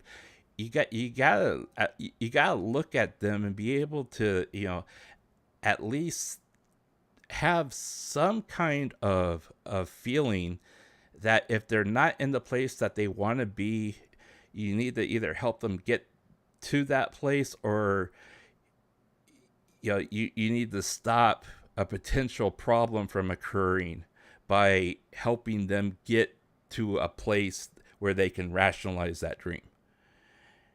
Because if you let that go, all you're going to do is eventually you're going to get a disgruntled employee who is going to sabotage themselves in order to get fired, and then they're going to go out and they're going to cause a scene. That's exactly what's going to happen. You need to be able to spell out both to your talent and the audience. Look, there is a defined way that things happen within our company. And it's not just because we're dictating to them and saying you must do this, and we call all the shots. And if you don't follow it and you don't like it, well, you can leave. You have to be able to tell them, look, there is a workflow that happens, and it's defined within their contract that you have to follow the workflow. They sign that contract knowing that workflow exists, and they have agreed to follow it. And if they don't follow it, there's going to be disciplinary action. Case in point, look at Doki Bird again. Doki Bird on several occasions broke the workflow of what was spelled out within her contract. Remember, the same, kind of sort of not completely filled out, but kind of sort of blank contract that big lawyer, presented on his channel. It's spelled out within that supposed leaked document that this is the way it is, and that you agree to follow the workflow. And if you failure to follow the workflow, could lead up to termination based upon the infraction. it's spelled out in that supposed, kind of sort of blank contract. And if that contract was accurate and if that was legit, Doki Bird on multiple occasions broke the workflow that was prescribed to her when she signed her contract. That's called breach of contract. If you don't follow what's in your contract, that's breach of contract. You can't spell it any other way. But then you have dumbass lawyer, big lawyer coming out here and saying, there are multiple things that AnyColor should be held liable to because that was illegal. Well, okay, number one, first, all those supposed things that happened came after the fact, and number two, the person that is not technically but is not your client that you are not talking about in this hypothetical situation repeatedly broke the terms and agreements of her contract, which in turn led to her termination. That is all on her. Everything else happened after the fact. And whether or not that had happened after the fact does not have any relevance other than that she broke her contract. You can't spell it out anymore than that. You're saying that you have all these different breach of confidentiality and everything else.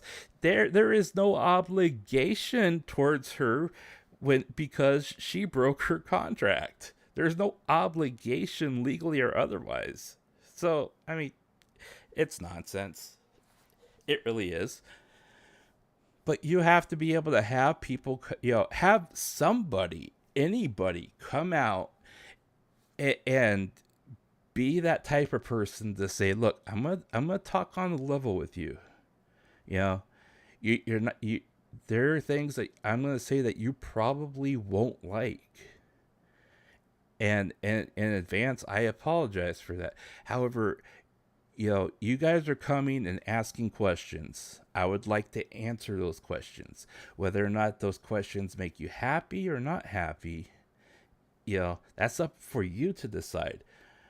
But at the end of the day, you need to be able to have somebody that sits there and represents, the brand and the talent that works for that brand. And answer the questions that are happening for the company that is currently, good or bad, making the news. It doesn't always have to be about the bad stuff that is happening either. It could be about good stuff too, But when something like that happens and arises, you have to have somebody, to be able to come out and say, look, it's an unfortunate event that we have to pull you out of, the dream world that we're trying to create. However, given the circumstances, I want to be able to speak, as plainly as possible about what happened and what we're doing to try to mitigate it so you can enjoy your experience while you're here with us. And if there are things that you talk about that, is going to upset people that are in front of you, you have to be able to come back around and say, look, I know this, this upsets you, and this is what we're doing to try to rectify the problem, either, with that person and talent, or for the relationship between the company and the listener themselves. But you have to be able to present that and not just some white, sterilized PR announcement. And certainly not in the fashion that they did regarding, the shareholders and the talent and, the valuation of the company, blah, blah, blah, blah. You have to be able to have somebody come out and sit there and say, if you have somebody come out in a compassionate voice and in fashion, in order to convey that you're not just a company that only cares about the bottom line. That goes a long way to help people, through whatever crisis that you're having between client and company relations. And that's why you have, a lot of people that are in PR or consumer relations or public relations, that they talk very eloquently and passionately, but they also try to overdo the amount of compassion that they try to convey during their PR announcement. But they most of the time they don't speak plainly, and that's where a lot of people get turned off. Is that they just they don't speak plainly, and as a result, you got what we got, and it's a damn shame. But at the same time, it makes content creators like myself. It gives us something to talk about, but. I'd much rather talk about something more positive than negative. I wouldn't have 20 some odd tabs open. I hardly ever have 20 tabs opened up, in my browser, offline, much less online, because that's, I've done 20 times more work today than I usually do, because, I want to give you guys the full picture of what's happening, at least the way I see it. And hopefully, what I have said has helped bring into perspective what other people are saying. So when you hear it or when you see it or when somebody tries to regurgitate it, you can say, no, that's not true. I can show you what the truth is. Here's the evidence of the truth. That's the bottom line. That's what I want people to be able to walk away with when they watch my stream. But that being said, guys, I do have to get up early in the morning, so I am not going to do my usual 5-hour stream. But I do want to thank everyone that has come and gone throughout the night here. I was going to do this much earlier in the day, but I had an unfortunate incident with my Adobe Premiere, and it took about an hour of me talking to a customer service person to figure out what the error was. So it is what it is. But I had planned on doing this earlier in the day, but at least it's done. And I'm glad that I had the opportunity to talk about this, because it's really been bothering me lately, and that's why a lot of times I talk about this stuff. However, there are times where I can only consume so much of the hatred that is out there before I just have to shut down my computer and say I can't read anymore, because it can get so bad. It can get so bad, and I reached out to Mikeneko here about all the stuff that's been happening to her recently, and I asked her. I said, tell it, as long as you tell me, that you're, that you're not lying, and that you can stand in front of your audience and tell them the truth. That's the only thing I want to hear from you.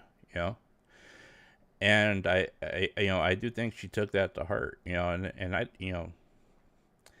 some like I've told people before, sometimes she answers, sometimes she doesn't, and I'm sure it all depends on either how busy she is or how she's feeling, or doesn't even know what to say. Because and I'm not gonna press for responses, because I mean, I'm sure she has to deal with plenty of other stuff that's happening, and people much more hostile out there. So but all I can do as I mean, people look at her and they're like, well, she's popular and she's made lots of money, or blah blah blah. Yeah, she's also a person, and whether or not she's a good person or bad person, she's still a person, and you have to, if you're a decent human being, you do have to at least try to approach that, as your first marker of how to, conduct yourself with that person.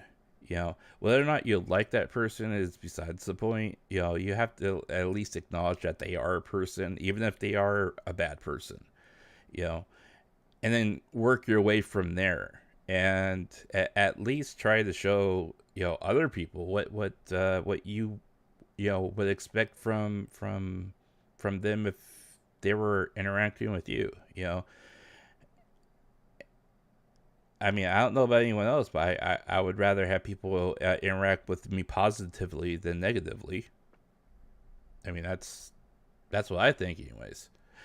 But anyways, guys, I hope you found what I have presented to you today to be enlightening, or at least positive, and answered some of the lingering questions that have been out there that basically nobody talks about, because everyone's too busy just trying to run and talk about the controversy that the speculators are stirring up, and not whether or not they're actually true or not. So I do hope you find that enlightening. Again, I do try to cite all my sources in the description. So if you have any questions about where I got some information from, that's where you can find it. Other than that, Omar, thank you for dropping in today and being part of the chat. The Shadow Master, thank you as well. The Cool to T, thank you as well. Umberto, as always, it's great to see you in chat as well. So, and we did have quite a number of people that lurked for a while. Thank you guys as well for dropping in. Again, I do hope that I was able to be somewhat informative about the topics we talked about tonight. And if you want to look at where I got my sources from, that information is in the description tab. Other than that, guys, I'm gonna go ahead and call it a night for me. Have a great morning, afternoon, or evening, whatever the case may be for you. Until the next time, this is Marko Yamashita signing off. Peace. I won't stop, I'm here to get what I want. I'm not lost, I'm here to make it to the top. I'll take a shot, I'll overpower any boss, cause I am not Let's someone go. that you would wanna cross. I move quietly like a shadow.